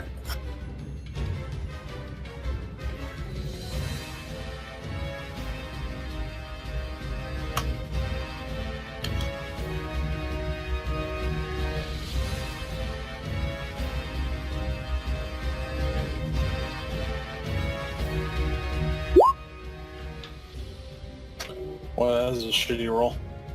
Yeah, you rolled a 1, 2 on the first one, so that's, so go ahead and roll your negative one. The negative wild die macro.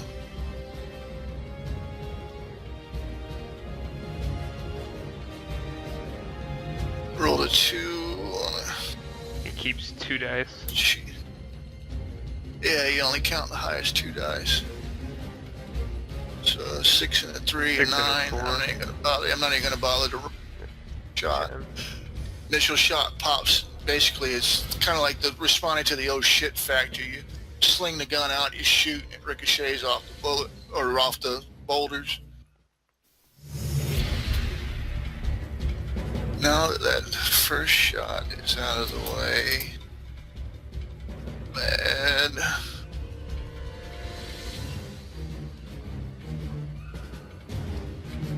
Alrighty. Everybody may now roll initiative. I'm gonna quick draw a frag grenade before I roll. Because it's quick draw. Yeah, you can do that during initiative. There.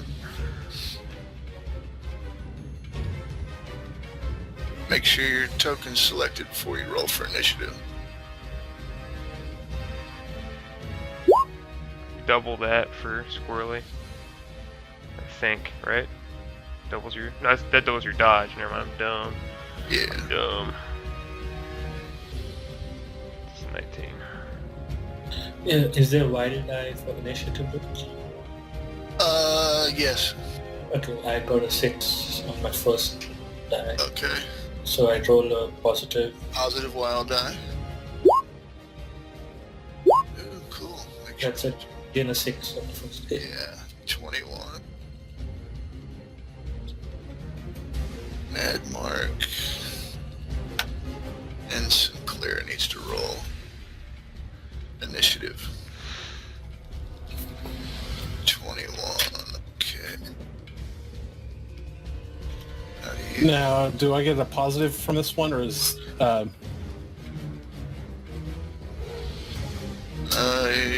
was your... No, it has to be the first dice. First dice has to be a 6 or a okay, I 1. couldn't 6 remember. for positive, 1 for negative. Yeah. Okay. One of those first one. Okay. Okay, for some reason I thought it was the last die. Okay, so Sinclair and Ezekiel get to go first. If you click your icon, you notice the 3 buttons. I really have to pee real bad, but I want to explain this for you. When you see the buttons, the green button is your movement rating. Your red button in the middle, that's your hit points. The yellow button is your actions per round that you can do. basically we just tick them off as you go through. If you want to look on the cheat sheet handout, and you can look at your movement, about what you can do on your movement. Because trying to move further than your normal base movement requires rolls usually. And I'm going to mute, so if you want to pause, I'm going to go take a quick pee. Pause it. It was one of those. Oh my. Alrighty, so Sinclair and Ezekiel. Wish I had my PC monitor hooked to this thing. I hate looking down. You have your base movements. I think both of y'all's are like base 6. That means it's your turn. Each of you can do a total number of actions equal to your initiative die rating. Like I said, the number of actions will be the rightmost bubble if you pop it. What is, I think yours is 4, Chris. And I think Zeke's is 3. Yes, that's mine. That's correct. 3. So, using quick draw in your search/surprise round, you have your gun in your hand. I'm assuming, I don't know, I doubt you're going to go charging to the horse's headlong with a scalpel in your hand. You probably have your Turk revolver in your hand. Talking about Zeke? Yeah. Yeah, so when Sinclair was looking at what he was searching for, I rolled a sneak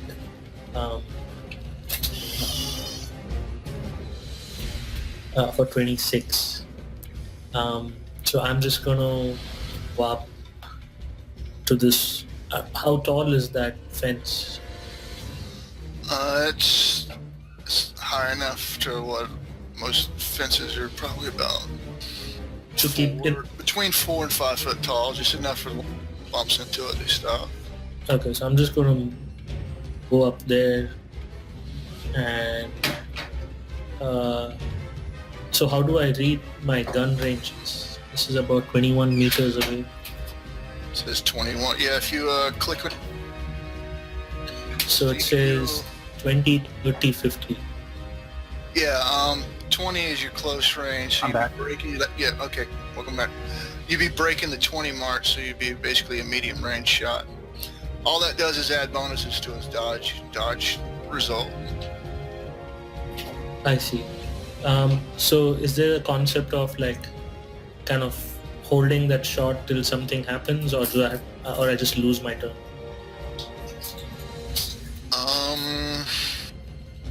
Holding actions. Basically, I'm waiting for it to get a little closer so I can take my shot at it. Yeah, there's no official rules for holding actions. No, because each turn that you act, you can perform multiple actions. I So see. you have 3 actions total. I'm going to go ahead and assume gun in your hand.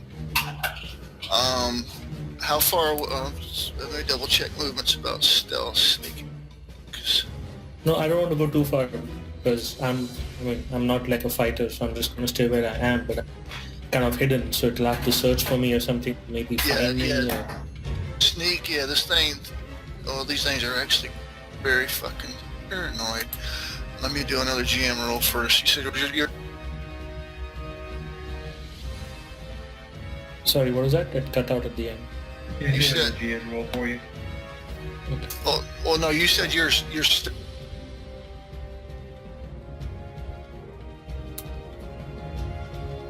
Hello? Yeah, you're Hello, cutting in can and you out hear pretty me? bad, Ian.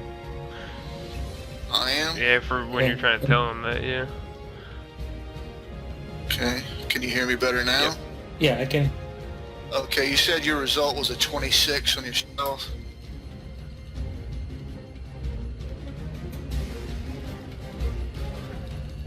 Am I still cutting out? I heard it that time.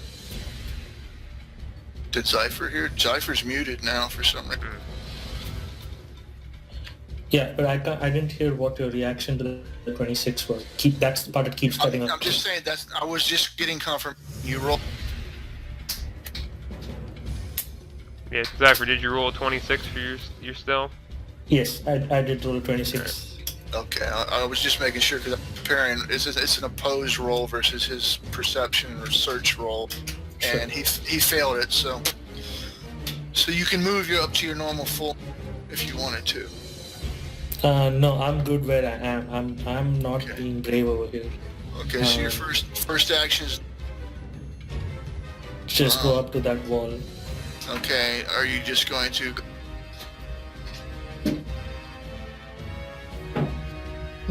What? I didn't catch that part again.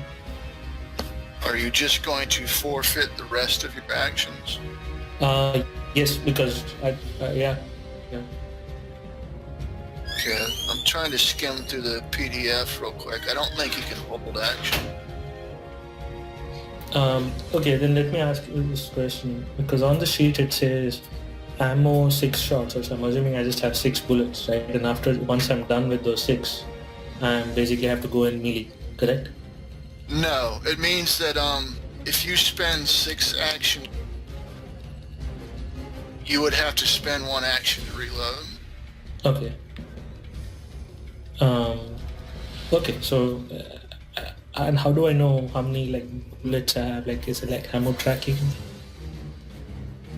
How you would know what? Is there ammo tracking? Like how many bullets I have? You can make a personal note or whatever. This is the first round of combat, but you can make a note to your sheet if you want to. No. What I mean to say is, how many bullets do I have? It's not. Oh, how time many limit. reloads? Yes. Right now we're gonna, unless this combat drags on fucking hours, no, you're gonna be cool for the fight, dude. Okay, in that case, and I'm just going to take a shot. Right? Okay. I thought I had to like conserve my. Yeah, I'm not gonna, if I start off the situation and go, you got 2 bullets in the gun and that's it, I'm not gonna worry about that. Okay, cool. So in that case, I believe I'm going to use melee, which is 2d in addition to my 3d dexterity, correct? It wouldn't be melee, it would be ranged if you shoot. Oh, sorry, ranged, yeah. Yeah, it would be a dexterity check, add in your ranged skill, number of ranged skill dice. Yep, okay. I will give you a good advantage for being in stealth, so you can click good advantage. Okay. And I don't think any of your features or anything have any No. bonuses or attributes now. So would this be an action penalty of 1 because my first action was... Yes, it would be an action penalty. 1, correct. Okay. There's no injury penalty No, you're not injured. and no modifier. No modifiers. None of your features add to range. Sweet. Oh, And you rolled a 1 for the first. yes. So negative y die of a 1. You keep the 5 and nothing else. So you're basically Yeah, rolling so 5. he's got. Roll of a 1 is what? Rolling a 1 is he only keeps the highest die, so he keeps the 5 and nothing else. No, the roll fails Oh, entirely okay. when you roll a 1, so he just failed entirely. Yeah. So your result is roll is a 5 on the dodge.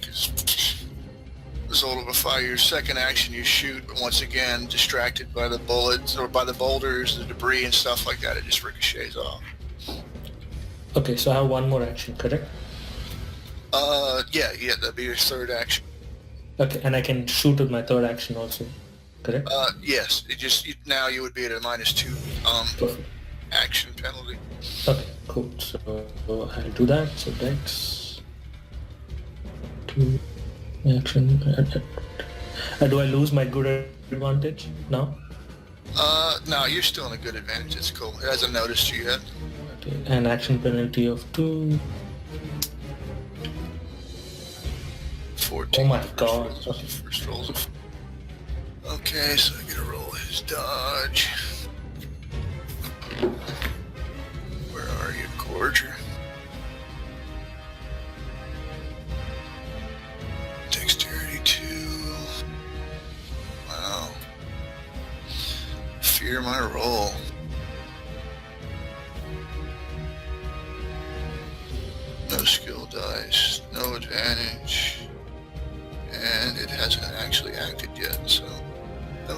3, no modifier. But it is at medium range, so it gains 5 bone. 14 versus 8. You successfully hit. Awesome. You would now consult your damage, and you would roll a damage die. Turk revolver is 1 die, and you're at medium range. Your modifier would be 45. Okay, 1 die and... Yeah, if you're looking at your sheet, it says damage 1 die plus 48/45/42. Those are for the range. I see. You roll 48 damage total. Damage dice aren't wild dice, by the way, when you're rolling for damage. They're just rolled normally. Okay, this thing's fucking armor. This is kind of a bad thing because Gorgers, they have scaling systems on these things. Mm-hmm. They have like a person is considered personal scale. Heavy is considered something that's meant to take out a vehicle or, you know, stuff like that. Then they have expansive, which is meant to take out buildings. Based off of what your scale is versus what their scale is, it will have modifiers and multipliers to the amount of damage taken, received. So basically, if you get hit with a damn giant steam mech, you're going to probably get splatted. Mm-hmm. This thing has what's considered heavy. It's very thick. So I'm basically going to be doubling his armor against you. So 6 dice, 24.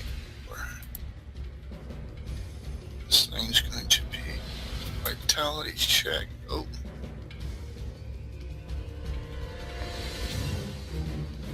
It's not right, I don't have it.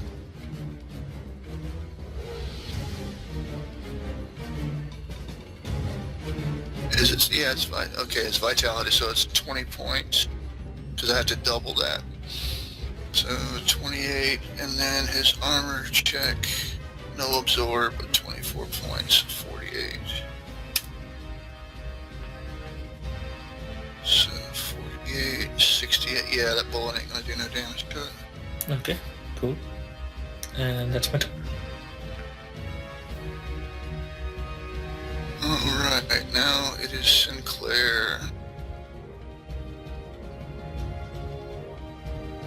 So, initial shock of seeing this thing, knowing that my gun's not going to be doing a whole lot of damage to it, I'm going to try and get the horses out of there so, you know, we have mounts.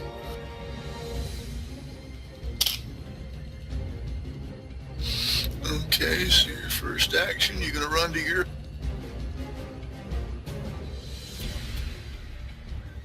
Now, what you think the best way to get the horses out? Run up and drag them? Go to 6 Well, movement. 5, 6. Let's see. One action, you could go up there. Another action to grab those two. Third action, bring them out and pen. Then you would have one more action to head back in if you wanted to. Just trying to... well, out of curiosity, and I know that this is a thing for some people, is there any way to... I mean, I know they're a little panicked right now, but is there a way to, like, whistle and try to get them to come my way? I don't know about all of them at once, but if you want to make a persuasion roll, you can attempt to.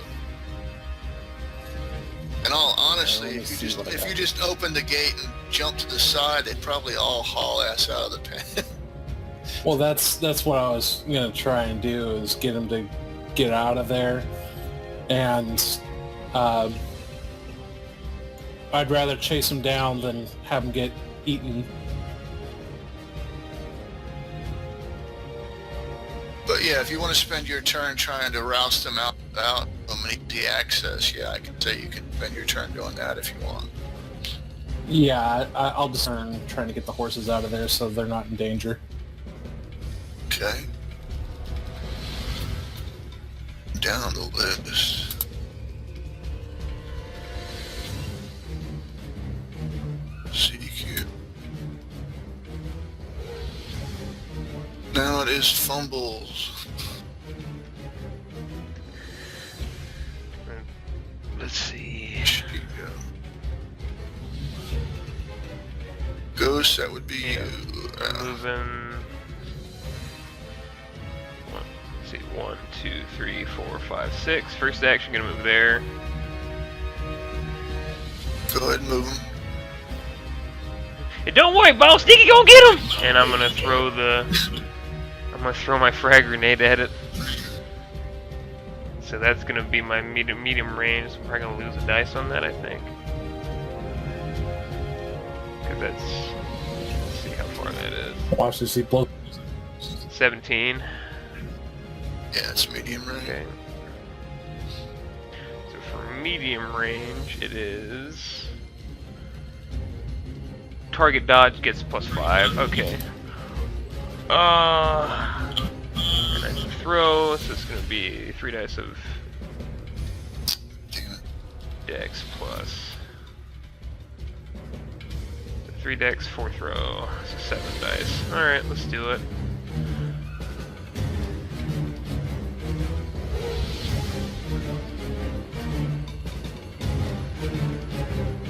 No advantage. 1 action penalty.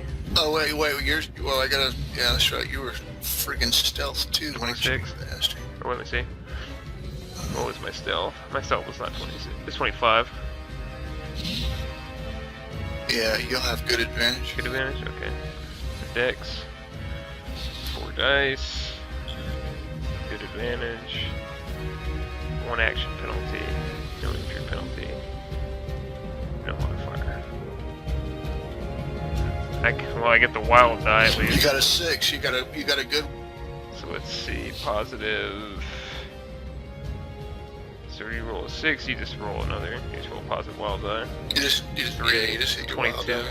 So you got a 22. Okay, now here's the cool thing about grenades. You're not aiming technically at the target, but you're aiming at a stationary location by the target. Because you know when you throw a grenade, you're not first. You know, it would bounce off. Rules for stationary targets is they start off with base dodge rating of 7. Okay. Then you add range modifiers. So stationary target of range would be at 12. Alright. 22 beats 12. So you toss your grenade. It explodes. Oh What the shit. hell is the damage? Damage 1d plus 80. It's medium range though, so. Oh wait, no, that's plus 80. I'm sorry. I was looking at the TNT. Frag grenades do personal damage, by the way. TNT does expansive damage. I would not suggest throwing a stick of TNT. That wasn't my plan. Unless Because its it blast doesn't radius is work. bigger than your maximum throwing range. Oh shit, well. Okay, get the horses, we gonna win! It's just fling the dynamite. So 1d plus 80. So. Oh, 75 because of medium range. Oh, I'm sorry. I said it again. 80 is correct, yes. D6 Oh, shut up now. plus 80. 81. Do you have a damage roll button? I do? Yeah. Oh. Use the button. Ugh!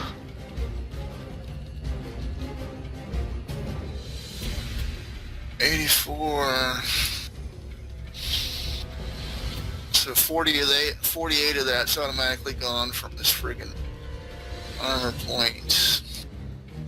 You do the math. 84 minus 48 on my vitality check. 36, I think. It's 29. Hmm? 84 minus 48 is 36, minus an additional 7 is 29, Oh, minus 14. He's got heavy. It's double. which is 12. Wait. 36 minus 14, 22. 22. Need a bigger monitor.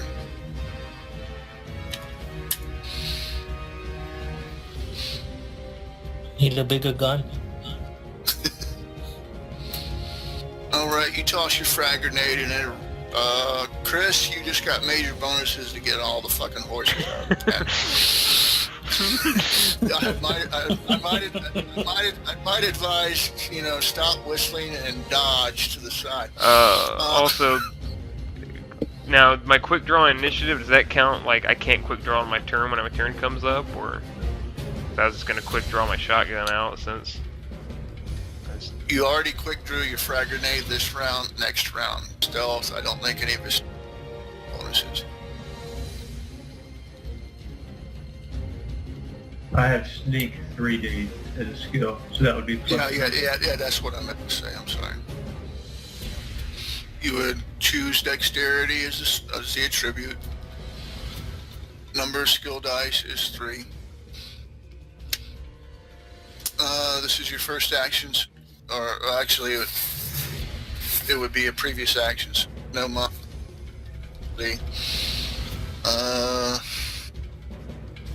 And you don't have any features to add any modifiers, so.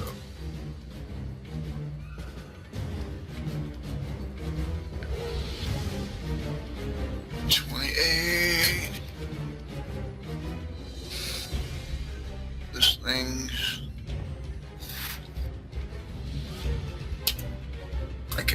One day you might roll a 6 and explode. Okay, so you're considered to have good advantage. Alright, and the horses are out of the pen? No, horses haven't gone yet. The horses are going to go absolutely last. Okay. I'm going to move up to this, to the fence and stand on it so I can see over the horses. Okay, it's not hard to do. It's a little 4 foot tall fence. It's got like 3 rungs. Just as easy to move up, step onto a rack, put your elbows down and bring your sniper rifle up or whatever. Alright. And I'm going to activate a skill, cinematic, to add 12 damage to this. Can I do that at any time, or is there like a condition? Oh, you're talking about your Deadeye specs? That's automatic if you hit.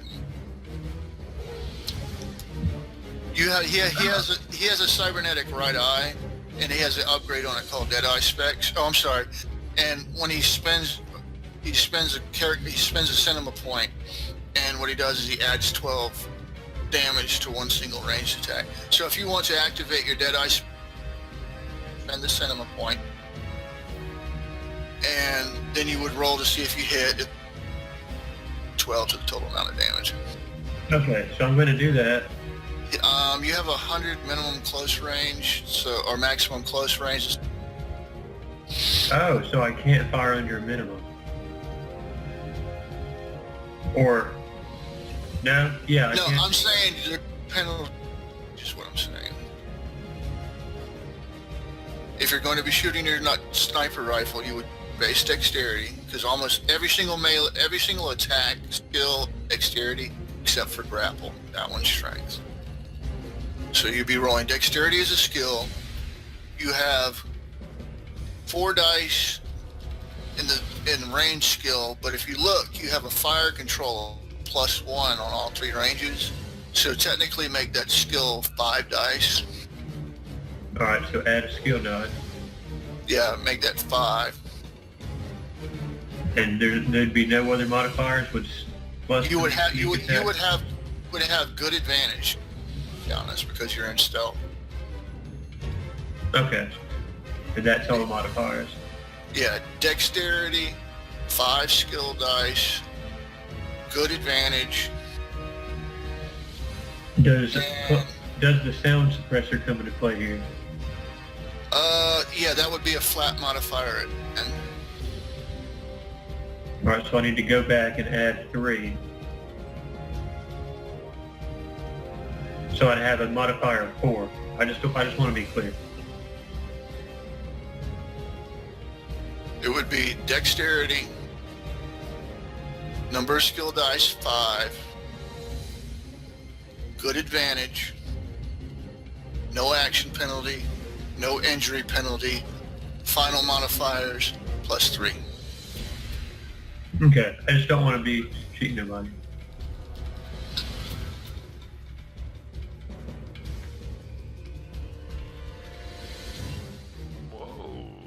you put a double plus is what? On your modifier, just put 3, not plus 3. Yeah, okay.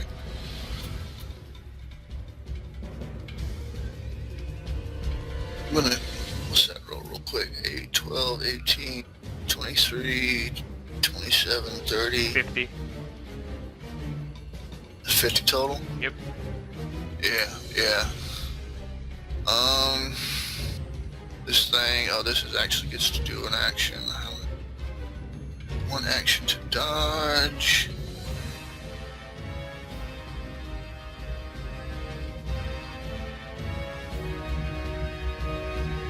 Yeah, why do I keep looking for skills? These things have like 2 dice and dexterity, that's all.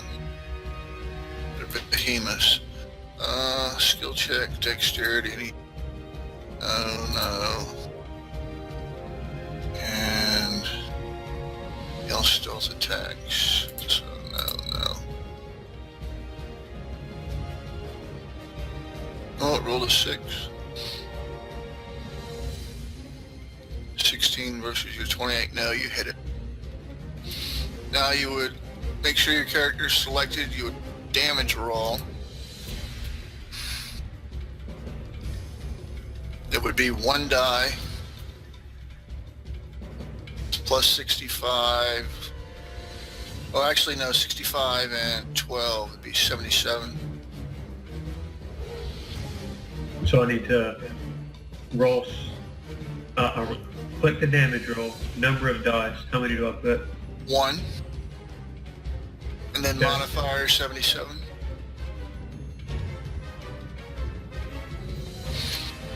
$82. Thing. And then it would be a Almost as good as the cookie roll. Yeah, Would it be a 48. plus 12 also? No, the 77 included plus 12 bonus. Okay. Alright, so 48 of that, so automatically 2, so that'd be 36 plus his doubled vitality, 36. Oh, he rolled no, you don't do on damage rolls, you don't do wild die on damage rolls. So be 14, 32, 14, so 18 points.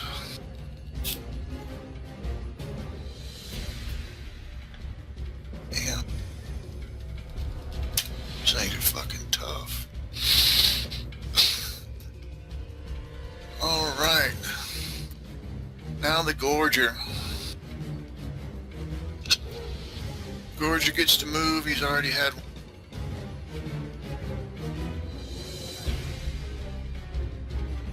Let out another hideous roar.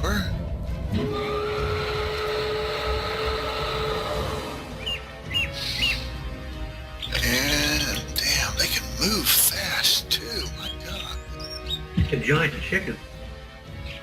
they're like 2-legged, giant, huge boars. Those like giant Pac-Man almost, like a Pac-Man Minotaur. For all intents and purposes of gameplay, I'm just gonna say it burst through.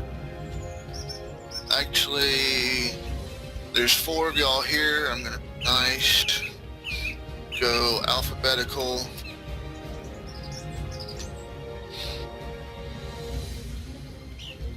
Because I wanted to do this for a Come on reason. and see Dicky. I want to make Dicky.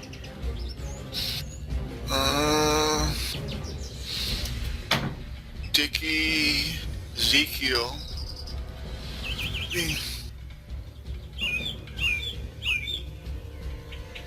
This thing runs through, busts through the fence, and immediately munches Ezekiel's horse. Fuck you. Ezekiel is pissed off. Don't worry, you can ride with Dicky.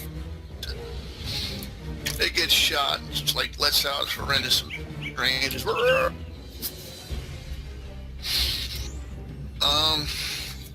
Busts through the fence. One horse goes hauling ass away. The other one's not fast enough. It gets a hold of Ezekiel's horse by the ass and just bites the whole ass into the horse in its mouth and just stomping the ground with its feet and using its tail to balance itself. Now here's the cool thing about initiative. I gotta see what happens on ties though, because they have what they call levering initiative. Leveraging, yeah. And what it basically means is whoever wins a particular round of initiative can do what they call leveraging it, meaning that they automatically use that die result on their next turn. Just trying to see what happens if it's a tie. It says if a GM or a group of players. Y'all rolled individually. I'll go ahead and say both of y'all, since y'all both won, both of y'all can keep that 21 as your initiative rating if you wanted to. Well, I think he crit his went up. I think he got a wild die, and that's why his went up. Yeah. Yeah, but the results are still the same. Yeah, no, I know. Yeah, so if both of y'all want to, I'm going to give y'all the option. Y'all can both keep that 21 for this next round, or you can attempt to roll again if you want. I'm happy with my I'll do 21. a second. I'm happy with my 21. And you, Chris, you going to keep it, or are you going to roll again? Yeah, I'll just be second. Okay. Well, technically, y'all both going at the same time. All right, Fumbles, Mad Mark, and the Gorger. We need another initiative roll. Well, Oh. technically it's the horses, isn't it? Yeah. I rolled 19 again, but I rolled a 1, so negative. Yeah. I have 5, so it doesn't even matter. I think, let's see. 5, count only 5 highest dice, I only rolled 4.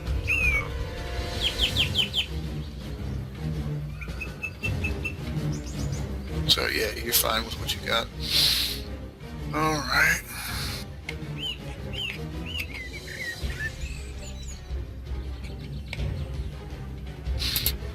In regards to what you were talking about with the horses, I can zoom my map out. Y'all don't see my map doing all this crazy shit, do you? No, if we're doing it in GM mode, we don't see it.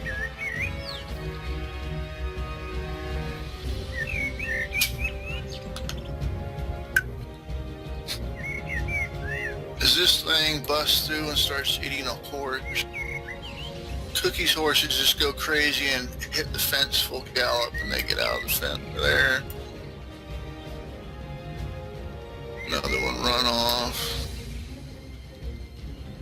Letting me go side to side. There it goes, finally. Let's see. Clear it.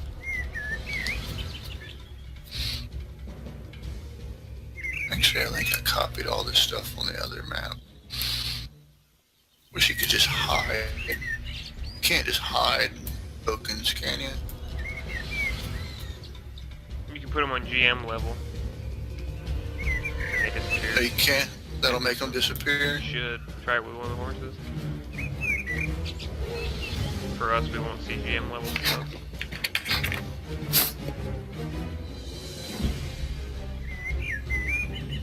Yep, there you go.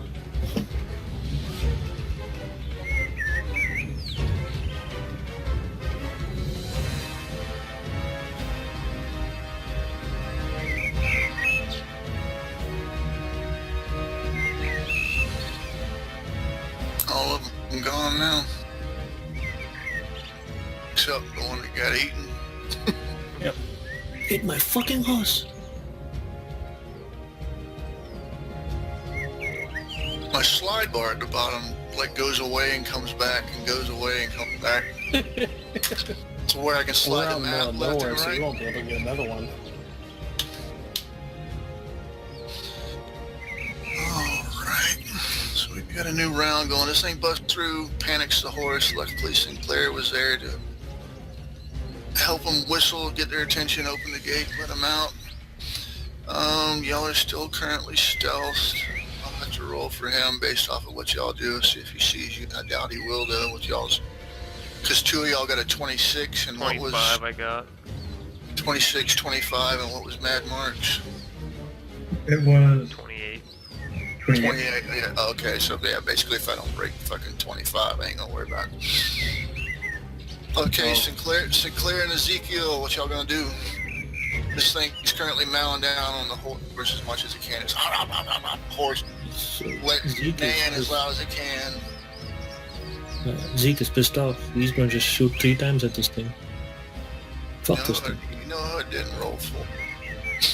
Yeah. Huh? What? Harry and Bill just like to watch.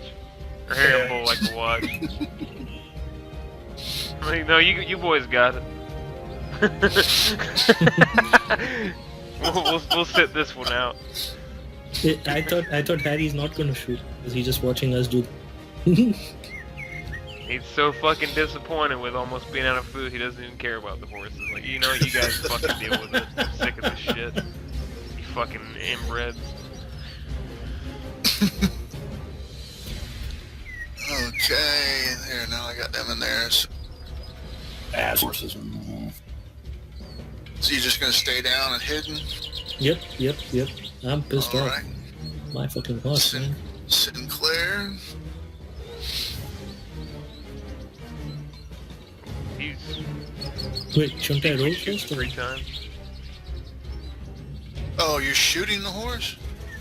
No, I want to shoot at that thing. Can I not shoot at it? Oh yeah, go ahead. Yeah, I thought you said you were just pissed off that your horse was being eaten. Oh yeah. I'm pissed off that my horse is being eaten. I'm and I mad want we to hide shoot. behind this fence. Okay. Jump on a horse, die again. Your first shot will be a dexterity check. Is it medium range or is it move close range? It's now 12 meters away, so I think it's close range. Yeah, okay, so no range penalty. So it'd be a dexterity check. You have 2 dice and ranged. No action penalty. You still, I gotta roll, see if you still have good advantage. Yeah.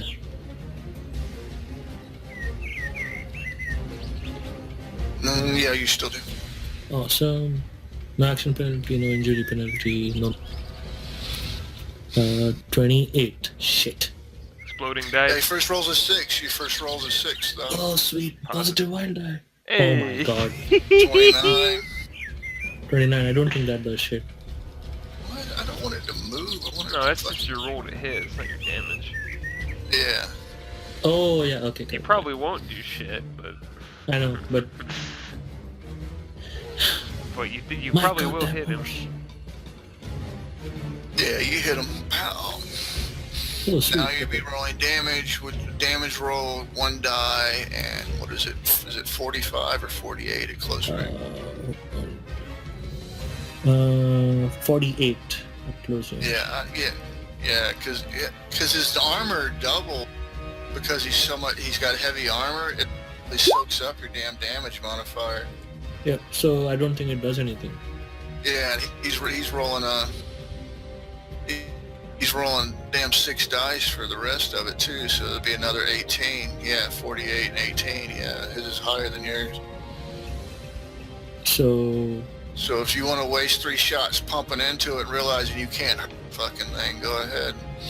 no, at this point I'm just gonna say fuck it and just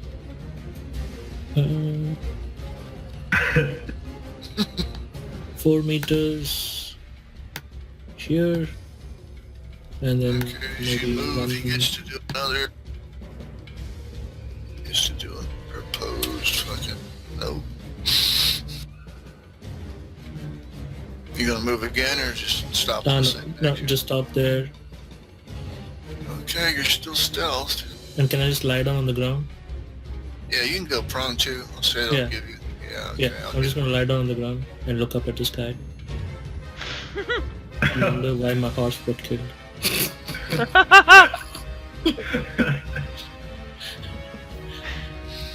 Now you can do sneak attacks, which do extra damage, but in order to do them with range, you get point blank, which is adjacant to them. Yeah, I'm gonna no. use my Incredibles to wrestle him to the ground. Use your what? I was joking. I said I'll use my incredible Muay Thai skills and I'll wrestle him to the ground. But If it survives into my round, you boys might be in for a seeing treat. how he did jack shit to him with essentially the same gun I have, I'm just gonna... Is there any horses nearby?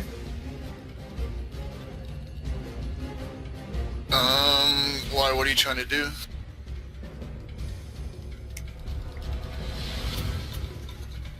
I'm gonna horse and then start trying to gather the other horses. So, I would say... As the horses are running out, it would be a dexterity skill check and I say it would be a dexterity-based grapple to grab a hold So I of gotta a horse. grapple a horse. Yeah, basically dexterity is a skill to grab a So hold kind of of it. Legolas it and just kind of grab it with one arm and jump on it. Yeah, basically grab it, run alongside, and hop up onto it. That or athletics, whichever's higher. Don't roll a 1 on that first Well, bad I would boy. use my search instead of my athletics, Okay. because I can do that.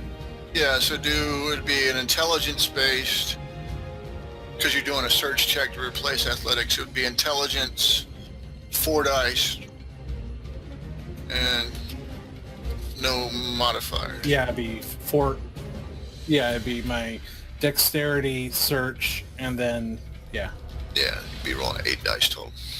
That's what it should be in the end.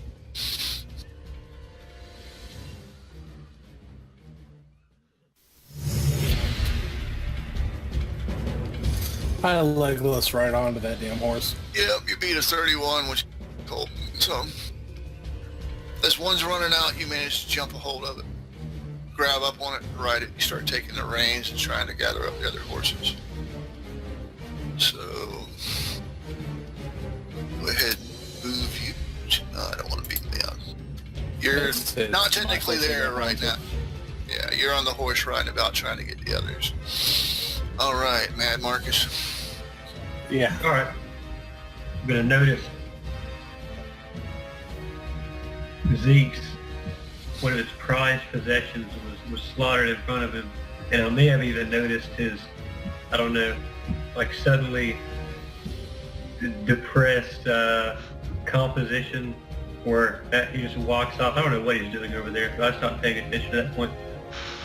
And then dropped to the ground and I'm going to spend another cinematic point and avenge him with the same shot as last time. And I'm going to go over it verbally just to make sure I'm getting this right. That's dexterity. Be a dexterity skill check.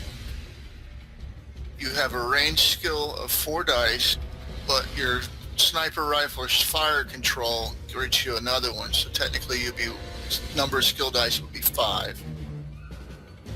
Okay. This is your first action, so no action penalty. You're not injured, no injury penalty.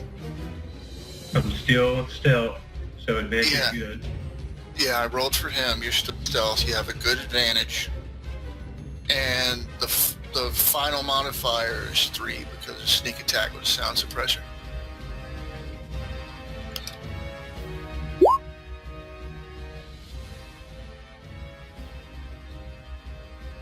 $45, no wild dice involved.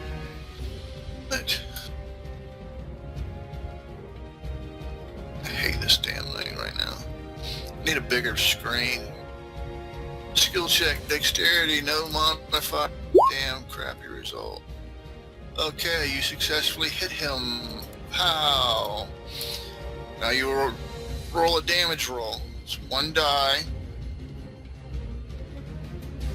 D5, but you also add another 12 to that because of your Deadeye spec, so modifier would be 77. All right. Can you explain how I add that up so how I add up my damage? How'd you get that number? 45 plus what? Your Deadeye specs, you spend a cinnamon point, which adds 12 bonus Well, was it? Oh, is it? It's plus 12 to attack, isn't it? It's not damage, is it? It's. Yeah, it's not going to increase your damage. It's going to increase your ability to hit. Oh.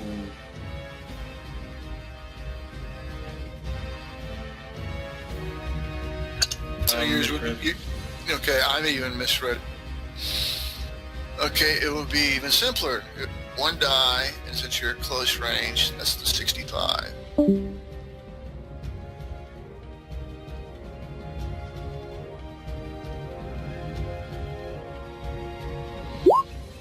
No, something's wrong there.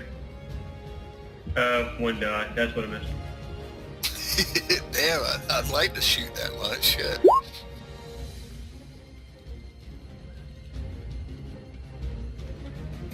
Let's bust out my phone on this one.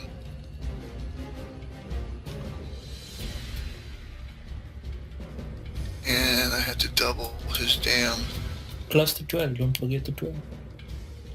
No, 12 is only to the attack roll, to the damage roll. Oh, Yeah, that was a misunderstanding. Yeah.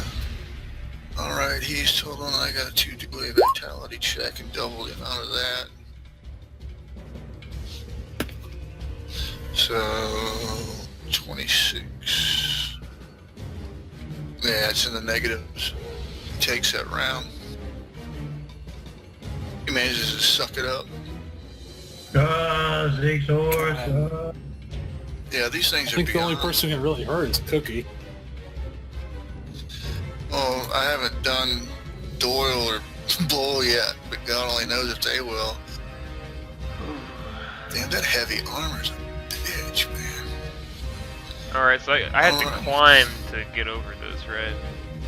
Yeah, it's out of our league. No, we're fine. We got this. I had to climb to get over this fence, right? It would be a moderate athletics roll.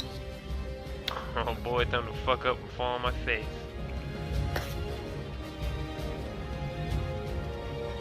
Let's see. Athletics, so it's just straight up dex. That vagary skill is so awesome.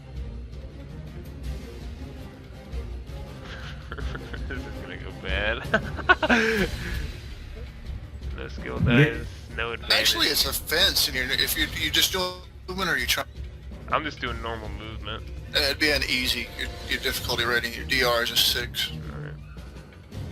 Okay, that makes it a little bit easier. I would hope I can roll a 6 with 3 dice. We'll see.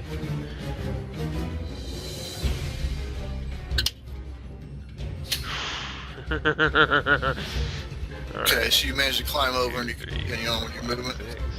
So wait. God, don't get caught in your own fucking grenade blast, man. I'm out of that's why grenades. Zeke is sleeping on the ground. And we can't quite at last. Be sure to miss the 5, horse. 6. Okay, I'm gonna move. Is that point blank or how close I gotta be? It's right up on it. Point blank is the same as adjacent. It's So I just just gotta point be right blank. next to it. Yeah, point blank is a term used with Okay. most attacks. If you were trying to melee, it would be called adjacent. If you're trying to shoot, Well, I'm gonna Point blank, point blank you him would from use- here with my shotgun. oh, that's right. You got the double barrel. Yeah, dude, I'm using both barrels. Yeah, thank God. Uh, would be The your- bolt barrels of fun. Is that your second or third action? That's my third, so I have a 2 action penalty. Okay. So it's gonna be Oh my God, you're just gonna jam a fucking shotgun in its butt and pull both pretty the trigger, much. man. I mean, we're in deep shit here. So okay, so dex and then my ranged Yeah, your dexterity skill, ranged dice. attack. Oh wait. I was thinking, so Yeah, give he me a gets to sec, roll give me a twice sec. to see if he catches me.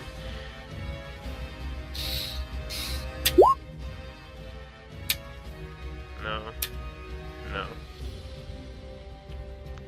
See, it's not doing a personal GM roll. Yeah, it's weird.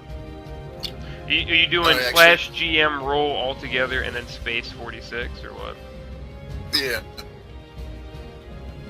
I think it's a different command. I think it's like it's ER or something. No, like it's that. like it looks like that. Oh shit! Here, I'll send it to you. Yeah, it's GR/GR, and that says to GM. Really? Huh. Yeah. Fair enough. I just always use /GM roll and it works, but maybe I don't know.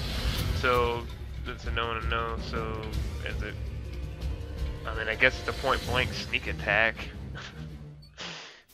Actually, sneak damage only works with ranged attacks in flank range. Target cannot dodge a sneak attack. Roll result. When sneaking on an attack rolls a hit, a target, the following happens.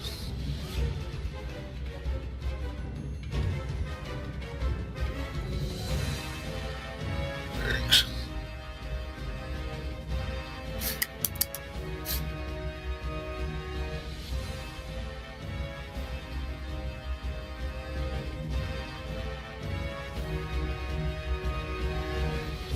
Okay, it's versus a flat number. So go ahead and roll your plus ranged.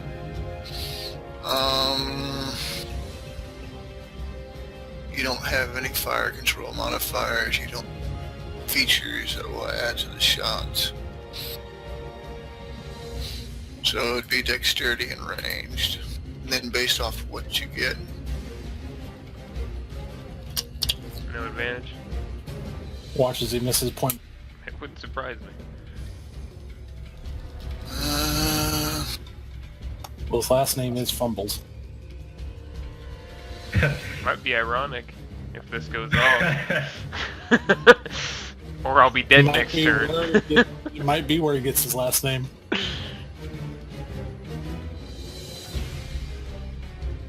said no Okay, advantage. looks like it doubles damage if what I'm reading is correct. Don't worry. 200 then. Zeke had once a big horse.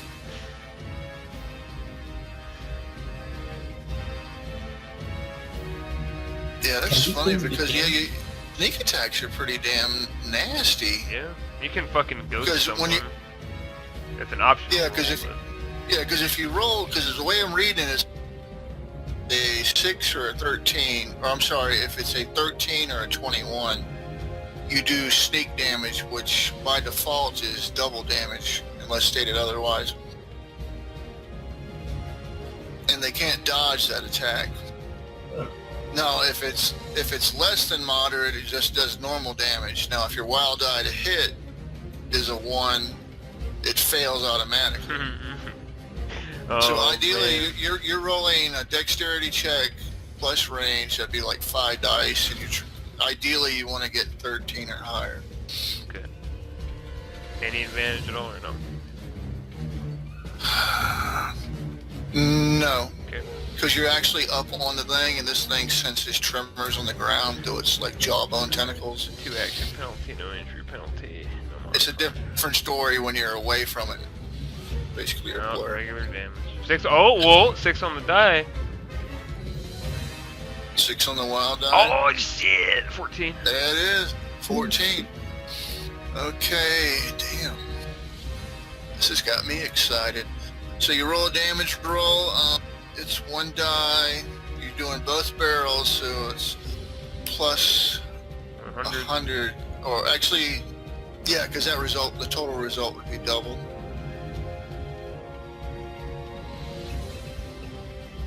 Two 6. Yes. Give That's it a lot a of second, fucking David. damage. 206 minus 48, 158 minus its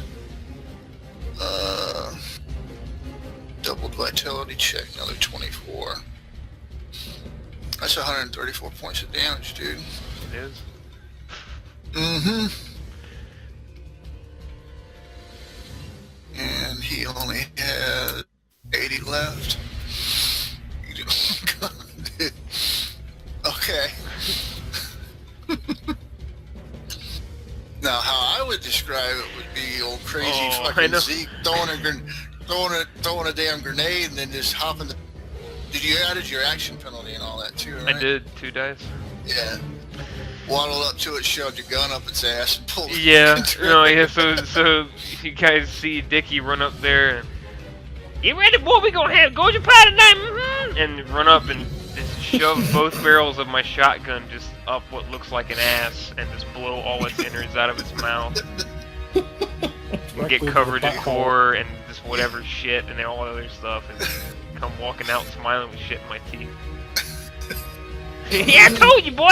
Go get him. I told you, boss. You perform your rectal breach, and instead of having to go through the armor from a distance, you're basically blowing the insides of it out through its fucking mouth, and it has a weird eyeball. It's like a see-through huge membrane, and inside the eyeball it has like these little tentacled, snaky-looking tentacle things. You basically blow its insides out through the front of its face with your shotgun. Of course, you're caught in a back blast, and you're like pulling fucking nasty goo and entrails out on the barrel of your gun. What part of the horse was in its mouth goes flying forward. Go ahead and those. And the thing like lets out a horrendous like...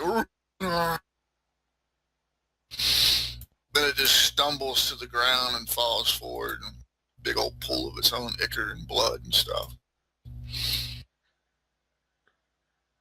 As it falls, you notice that Harry We eat was like moving kings up with tonight, his gentlemen. rifle. Harry's moving up with his rifle, and Bull's charging in. Bull was gonna grapple the damn thing. Ain't no need for that now. He can pick it But up and carry it back. I forgot about it. So he goes in and drops the thing. However y'all react is how you react. Sinclair's on the horse rounding up what he can. I'll say he's managed to get... Where's Sinclair? We'll move him there. Go to the damage GM level. Bring that back up to the token level. We'll say you grabbed Harry's horse. I'm not bathing, by the way, in case anyone's wondering. I will smell like this for as long as it takes for it to naturally fall off my body.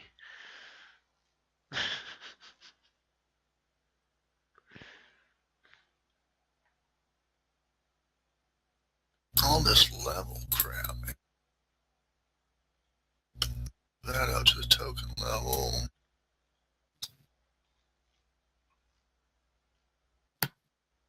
You managed to get those 3 horses back.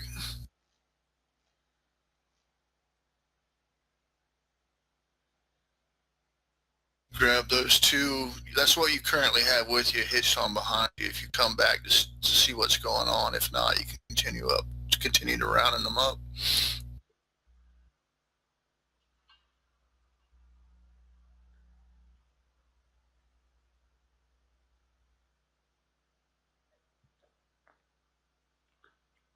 That would be you, Chris. I'm sorry, my sound's been cutting out real bad. What'd you say? I was saying, I put those 3 horses down there. Hopefully y'all can see them on the token level now. Those are the 2 that you managed to get. Now you can ride back upon hearing the shotgun blast and the horrendous cries of the creature falling, or you can continue to ride about and try to get more if you want. Oh, he's going to try and get more. He already knows there's nothing he can do. Okay. So you're still riding around. I'm going to mute it for just a second. I need to get dip again. Y'all don't want to hear my swishing. He knows his place. Go ahead and just say fuck it. Just right in the gullet. But since I love how Harry and did absolutely nothing the entire fight. they just Well, they I like to forgot watch. about him the first round, yeah. They were in awe. Bull was going to run up and try to grapple the thing because he's a big old hoss, dude. But I'm kind of glad he didn't. That or you try to beat it with a sledgehammer. Harry's got a rifle, but damn, I didn't really that friggin' tough. Because once you double that damn Is there armor, anything like... Sorry. Is there anything such as like armor-piercing rounds or anything? Not in the current rules. Damage that they have, profiles of weapons is what you would need to deal with that. It had to be something that damages heavy. You'd have to have a heavy style weapon, right? I'm assuming you'd have to match their armor class. It would have. You need Yeah, it would be an in-game creation. This weapon suddenly deals what damage on a heavy scale or some shit like that. a great slayer of men I might be, but when it comes to beasts, not so much. Zeke is by his horse and is like, Annabelle. You don't need to roll first aid or medicine to save this thing. It's half its ass is gone. And Zeke is just petting whatever remains of the horse. poor You can two-legged save it, horse. Zeke. I believe in you. Well, come on, Zeke, If go there's snap his anyone neck. that He's can save gonna this come back. horse, it's you. What was that, Spaz? If there's anyone that can save this horse, it's Zeke. I know he can do it. Zeke just looks at the horse and is like, no. Why my horse? As Sinclair kind of rides up, he's like, the medicine man could have saved it.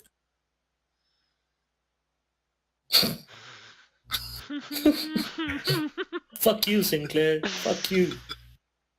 Well, come on, Zeke, put out some misery. Don't we do it? I already blown up one beast. I'll do another one. I think it's out of its misery, right? The head is missing. No, its ass is missing. It's still alive. Yeah. I mean, Oh, if it's still alive, then Zeke will just take his revolver out. Roll. No, You're man, just there's nothing putting it worse than right having to here. put your own horse down. That's like a dramatic cowboy moment in itself, man. That's Yeah, so Zeke's gonna like, Shoot his ear off. with trembling hands, he's gonna like put the gun next to the horse's head and he's like, bye little one, and he just shoots it. And he turns around and starts walking away. shit. I moved the rocks. Oh. So Sinclair could just kind of pats his horse as he can, gets off of it, and unless it doesn't matter, I'll just say he grabbed onto his horses. They were all charging out, and that was maybe the reason why he was able to do it so well. And it's a kind of a palish gray kind of horse.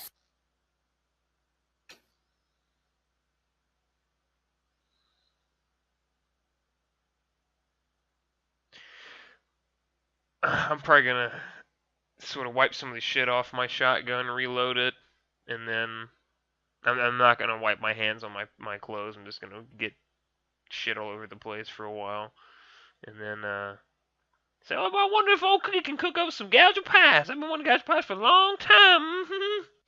Been a while since we had that gouger pie.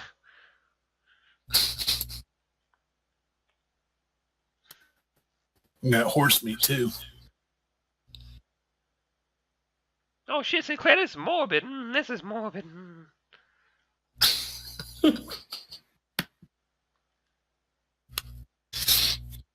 But Harry and Bull, they come up, and Bull, he's like total defensive mode, and he's like ready to kick ass, and when he sees it's actually dead, he kind of eases up and relents. He comes up, like I said, he had his rifle out, and once he realizes it's dead, he just looks over at Zeke, nods affirmingly, and he just starts looking around, surveying the scene. And y'all know one thing about gorgers is a lot of the times they travel in packs. They're a very communal unit. Usually, Obviously, they need to become. yeah, this one I'd say Ezekiel, surgeon, and Sinclair, since you're around animals, you notice this one's a young bull. It's a young male, not fully developed, so you're hoping that it might be by itself, but you know that they more often than not like to travel in small little herds, and it's the females you have to watch out for because they're extremely defensive with their clutch or they're young.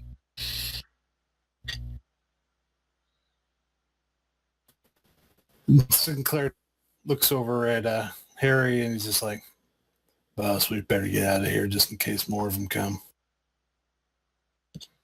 Now, Mad Mark, seeing how that you guard the horses at night, you know that there are devices that are supposed to be put out, basically called thumpers, because gorgers are attracted to sounds and vibrations. What they do when we set up a perimeter camp, you put thumpers out into basically dead zones. And the fact that one of these things is this close starts to make you wonder if Buckshot Bill didn't totally neglect his duties last night. And Zeke turns up and he says, Buckshot's the one who was supposed to guard them, wasn't he?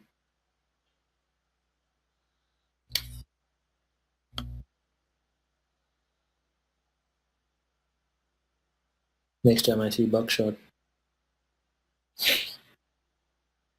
I don't see anymore. You still with us, Spaz? Did someone say something?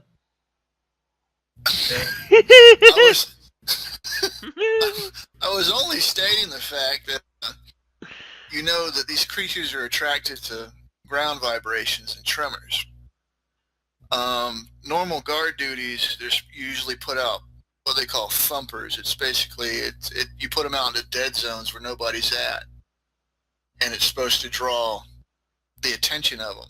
The fact that this thing's so close to camp makes you wonder if Buckshot Bill didn't totally neglect his duties last night. Well, I'd assume so. The bastard ain't here. I'm just saying, you as a character are suddenly realizing this simple fact, if you cared to do anything with the knowledge or not.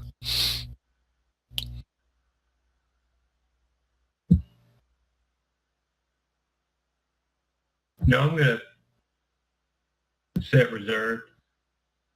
Okay. So you're tending to... Go ahead. Zeke knows that Buckshot was supposed to take care of this last night, correct? Like he was supposed to be on guard. I do believe y'all just approached because Harry was wanting to know who was on guard duty. And Mad Mark stated Buckshot. Cool. Zeke now has two people.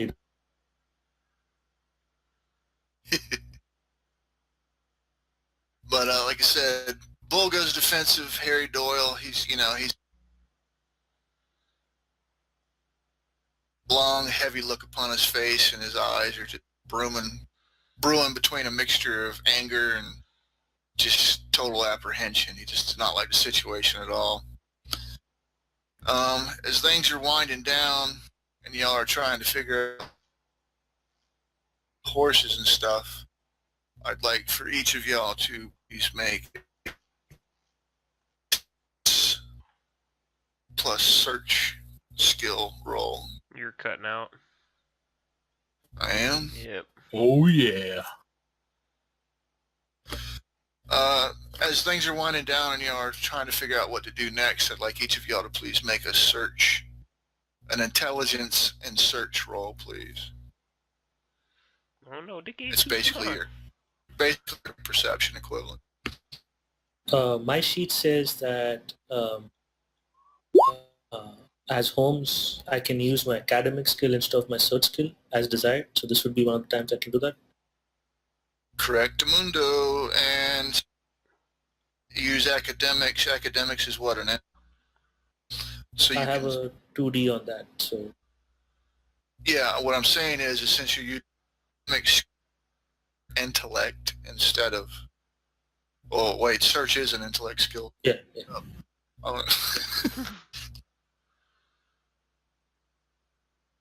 He's wigging the fuck out, man. He don't know what the fuck's going on. He's wigging out. Awesome. Positive wild die. 2. 19, 20. 19. All right, so I have a bonus when searching. I will say that audio search bonus will benefit you.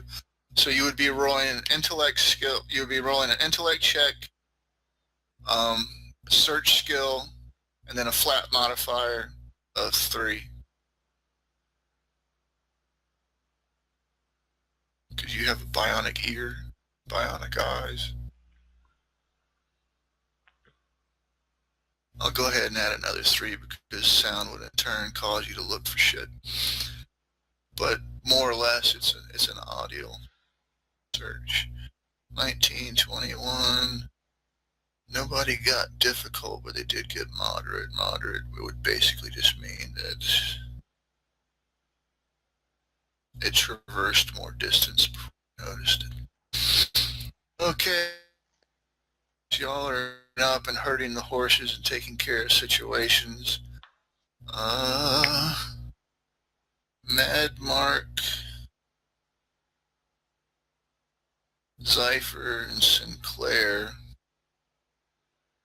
ultimately start to hear something approaching from the same direction that the Gorger was at. Granted, this is a decent amount of time later. You know, this is your post wrap up, but you start hearing shit like,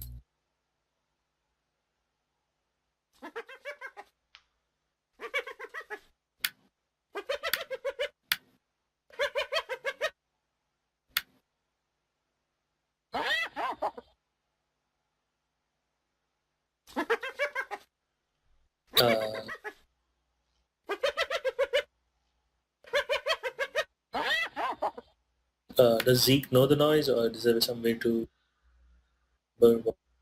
make that sound of noise?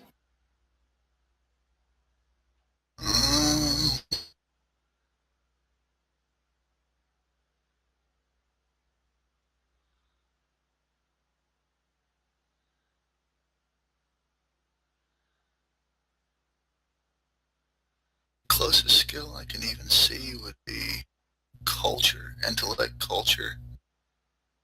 It's kind of knowledge of different people, places, and things. Cool, I have culture.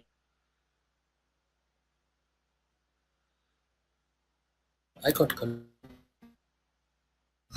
Intellect culture, intellect survival, whichever's higher. Skill rating for y'all. I have culture, so I can. And that is for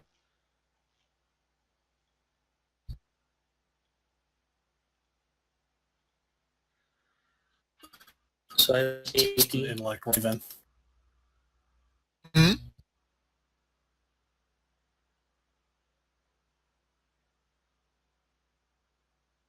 What did you say, Chris? So I think it's just a straight intellect roll for me. Yeah, if you don't have culture or survival. Do you have survival? Or that's your survival you can use as a Yeah, I've got search. Yeah, survival. yeah, it'd be. Yeah. See, he has a feature called Vagary, which God, that allows should him be an Indian.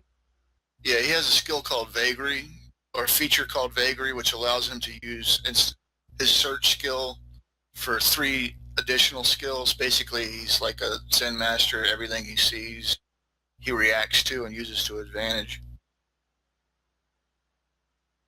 All right, nobody got any exploding. Call me rolls or negative Tonto. rolls. You hear the sounds and they progress, and you start to recollect that they belong to a creature called a hoghound. Hoghounds are spindly little creatures about the size of probably about a pony, and they're kind of like a mixture between a razorback boar and a friggin' porcupine. They're nasty carnivores. They sound like hyenas.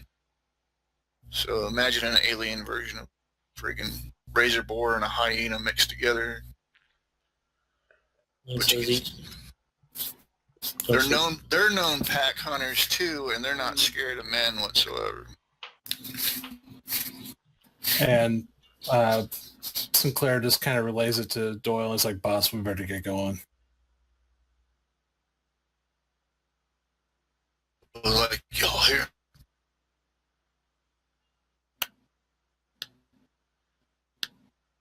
It's got, everybody get at the ready.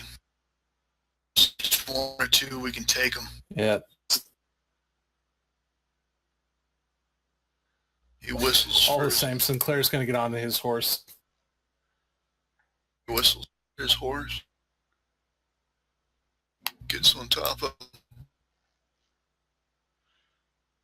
Bull stands his ground. But Cookie's horses. You talking about those horses? They're Cookie's horses.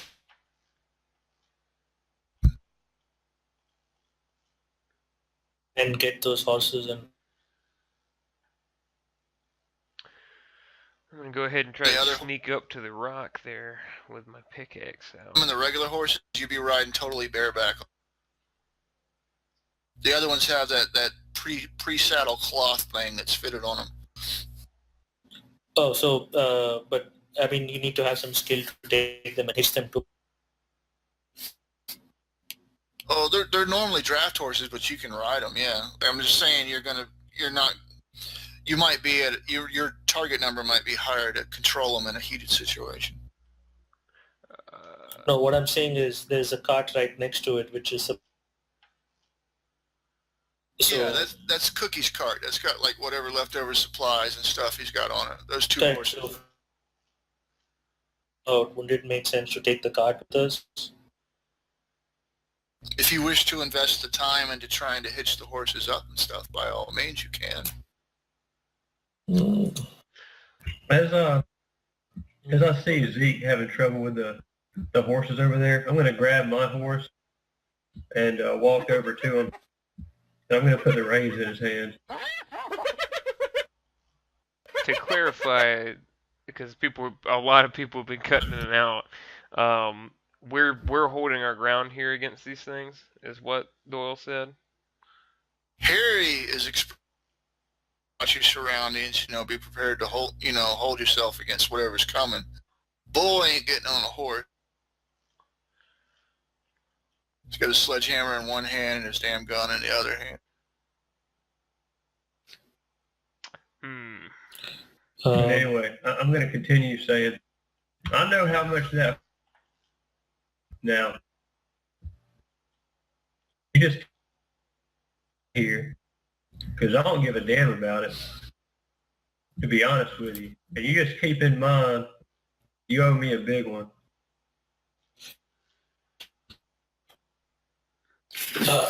Thank you, Mark. But I couldn't take it.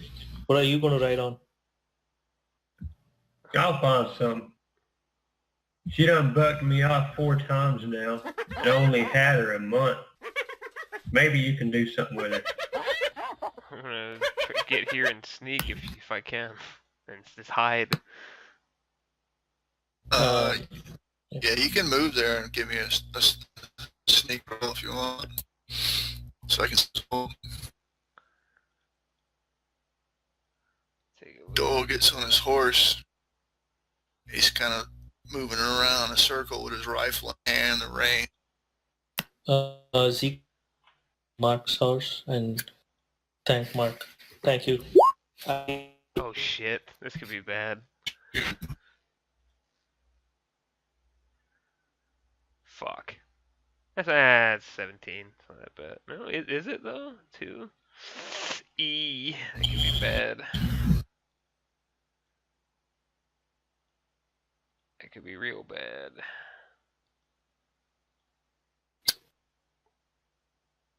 Yeah, count only 3 highest dice.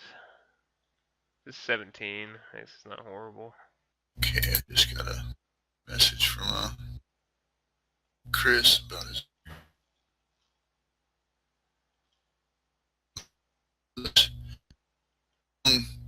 Yeah, as y'all are mounting up and moving around and sneaking around and stuff, you hear the sounds, but you don't see anything just as of yet. Hoghounds are pretty stealthy themselves too, by the way. But as y'all get into a situation and about a point that y'all really think that y'all gonna be all right, you start hearing sounds in the distance in addition to what you were originally hearing.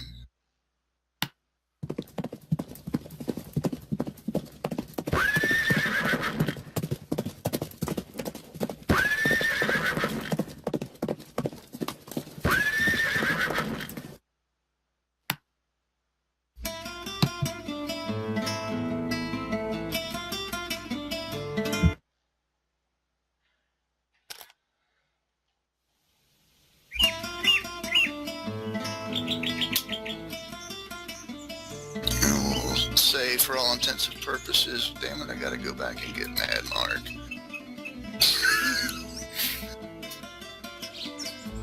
Rewriting history. Fucking died.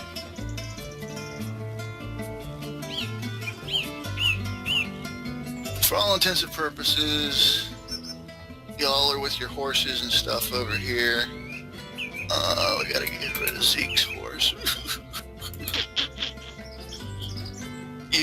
You kind of hear the hyena sound. You kind of hear the hyena sounds die out and scatter as the sounds of horses approaching. Riding up alongside the trail, you notice Mingo and his compatriots are on horseback as well, and they all come riding up. They just stop their horses and start looking around, you know, kind of fuddled. You know, the Rojo brothers immediately pull out their guns. Buckshot Bill, he just kind of like just jumps off his horse with a shotgun, looking around. And Mingo, he kind of saunters up to y'all, and he's just like, he says, what is going on here, my friend? Oh hell, Harry's looking all pissed off. Dicky knew he smelled something bad. What is this shit, neighbor?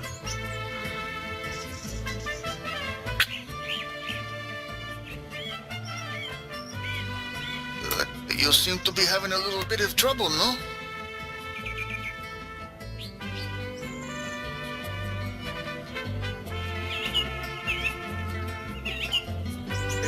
Back the hell it was that they went.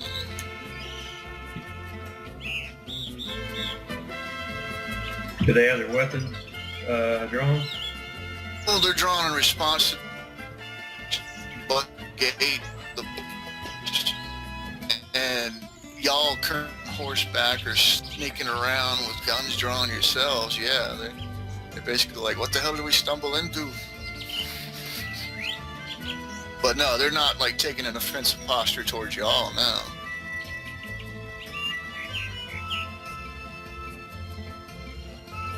I'm gonna speak up, directed at Buckshot Bill back there if you hear me.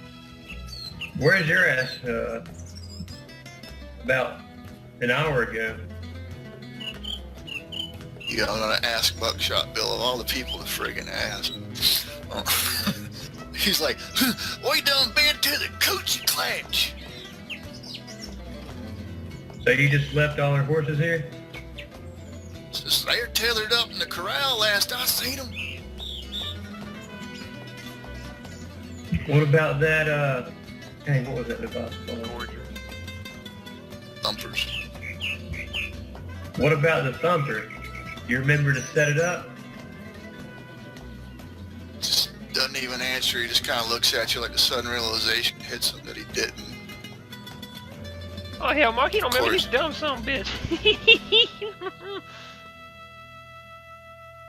And I'm trying to give y'all the benefit of the doubt for let y'all act on your own as opposed to saying, well, Harry does this, Harry does that. I mean, yeah, so we can say stuff and it won't piss off Harry, right? Like, Yeah, given yeah. that he's the boss. Yeah, unless you're going to go out of your way to like control this gang now. Oh, yeah, you can speak free will all you want. Sure. I'll use Harry as a plot device. You know. Sure. So Zeke's gonna say, gonna look at Buckshot like, motherfucker, your horse is mine. Because of your stupidity, I lost my horse. Stuttering and stammering, looking like I ain't did nothing wrong. Weren't you supposed to look at these horses, look after these horses yesterday night? I watched them through the night. He says, Mingo came and got me this morning. We headed out with prospecting a possible robbery. I'm out of a horse. That's all I care about. And I care about that horse. Your horse is as good as any. He starts to protest a little bit. Mingo holds up his hand, and Harry, of course, he just gives that enough look, step forward. He's just like going, enough wasting words. Mingo, where were you and the rest at? He's just like, oh, no need to get your feathers ruffled, my friend. He says, I had a friend in mercy, he says, possibly, he says, we may have hit the mother lode this time. Y'all know the name Mercy. There's a small town that's not too far away. It's probably one of the closest places. But then again, Harry said there ain't nothing around trouble, you know, robbing or trying to raid or not. What's that mean? You say you got a friend? You ain't got no friends. You ain't got no friends? No.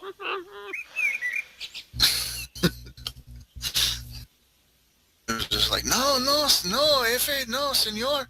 He says, I tell you the truth. He says, I have a friend. He says, he's telling us some wonderful news in the town of Mercy. He says, it sounds like it's going to be ripe for the picking. You should listen to me first. But first, yes, we're going to help you clean up this mess. Like, he says, don't worry about your horse, Ezekiel. He says, we take care of it. Buckshot, oh, you're giving him on. Bull steps forward, grunts, and Harry moves forward, and he goes, Bill, here, now. But on to go. But after looking to Mingo a couple times, he finally saunters over, looks real dejected, hangs his head down. He's like, yes, Harry. Harry don't say a word. He just hauls off and punches him in the gut as hard as he fucking can. Knocks him down to the ground. It's like almost puking. He just,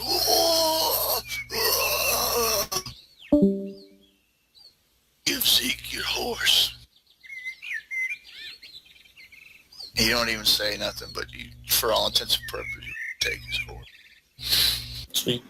Zeke is just going to casually walk up to his horse. Zeke look at Batiste, spit on the ground. Ezekiel, how you doing this morning? Fuck you, Batiste. I wish, you wish. Sniff the air around Buckshot, but oh, well, shit, Bucky, I don't want to smell like shit now. You smell like you just took a tooth.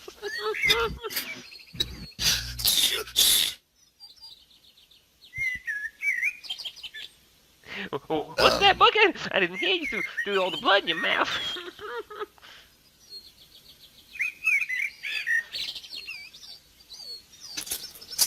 Claire just kind of stares at the Rojo twins, doesn't say anything, but he's, you know, kind of casually resting on his gun. And just both not even really paying attention to you, they're just watching Mingo and watching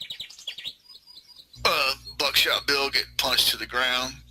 And they get defensive as Ezekiel walks through to claim his new horse. Baptiste is just all sitting in the back, all serpentining in his saddle, just for no apparent reason. He's just like gyrating.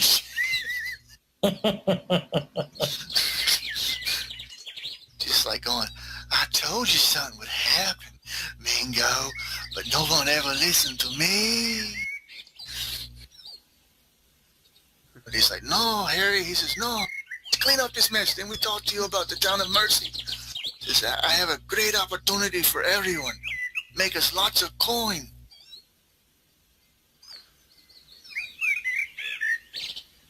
A bottle of whiskey would be nice. Says, oh, yes. Here. I pick up this tequila. Of course, he's mentioned the Coochie Clutch. Of course, we stopped off, but only for the men, I swear. You know, it was a morale booster. Is there some kind of a check to see, like, if Mingo is being like subversive about certain information? It'd be an empathy check. Where's Mingo? You don't believe two words that come out of his mouth. Yeah, I don't have the empathy skill. Like, it would just be 3D. So. Yeah, be your default attribute then. While Zypher's doing that, I'm gonna say, well, shit, I don't need no whiskey. I want some explosives from dynamite, but Bill needs some new pants. No, he's still grunting. Get away from me. What, you don't want me to help you up? I'm gonna start trying to pick him up by his sides and tickling him on the sides as I do it.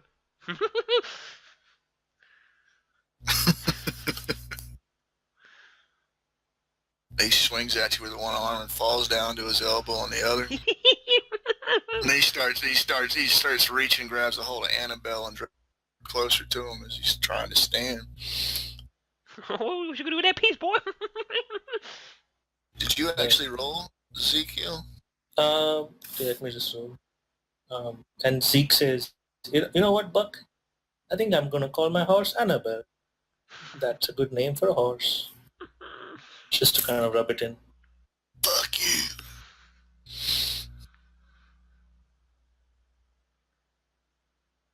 Fuck you all. Oh, exploding die. Yes! Yeah, as far as you can tell, he's telling the truth. Okay. He appears to be quite sincere in his words. Zeke turns to Doyle and says, Mr. Doyle, we could do with those supplies. Though, I have my reservations.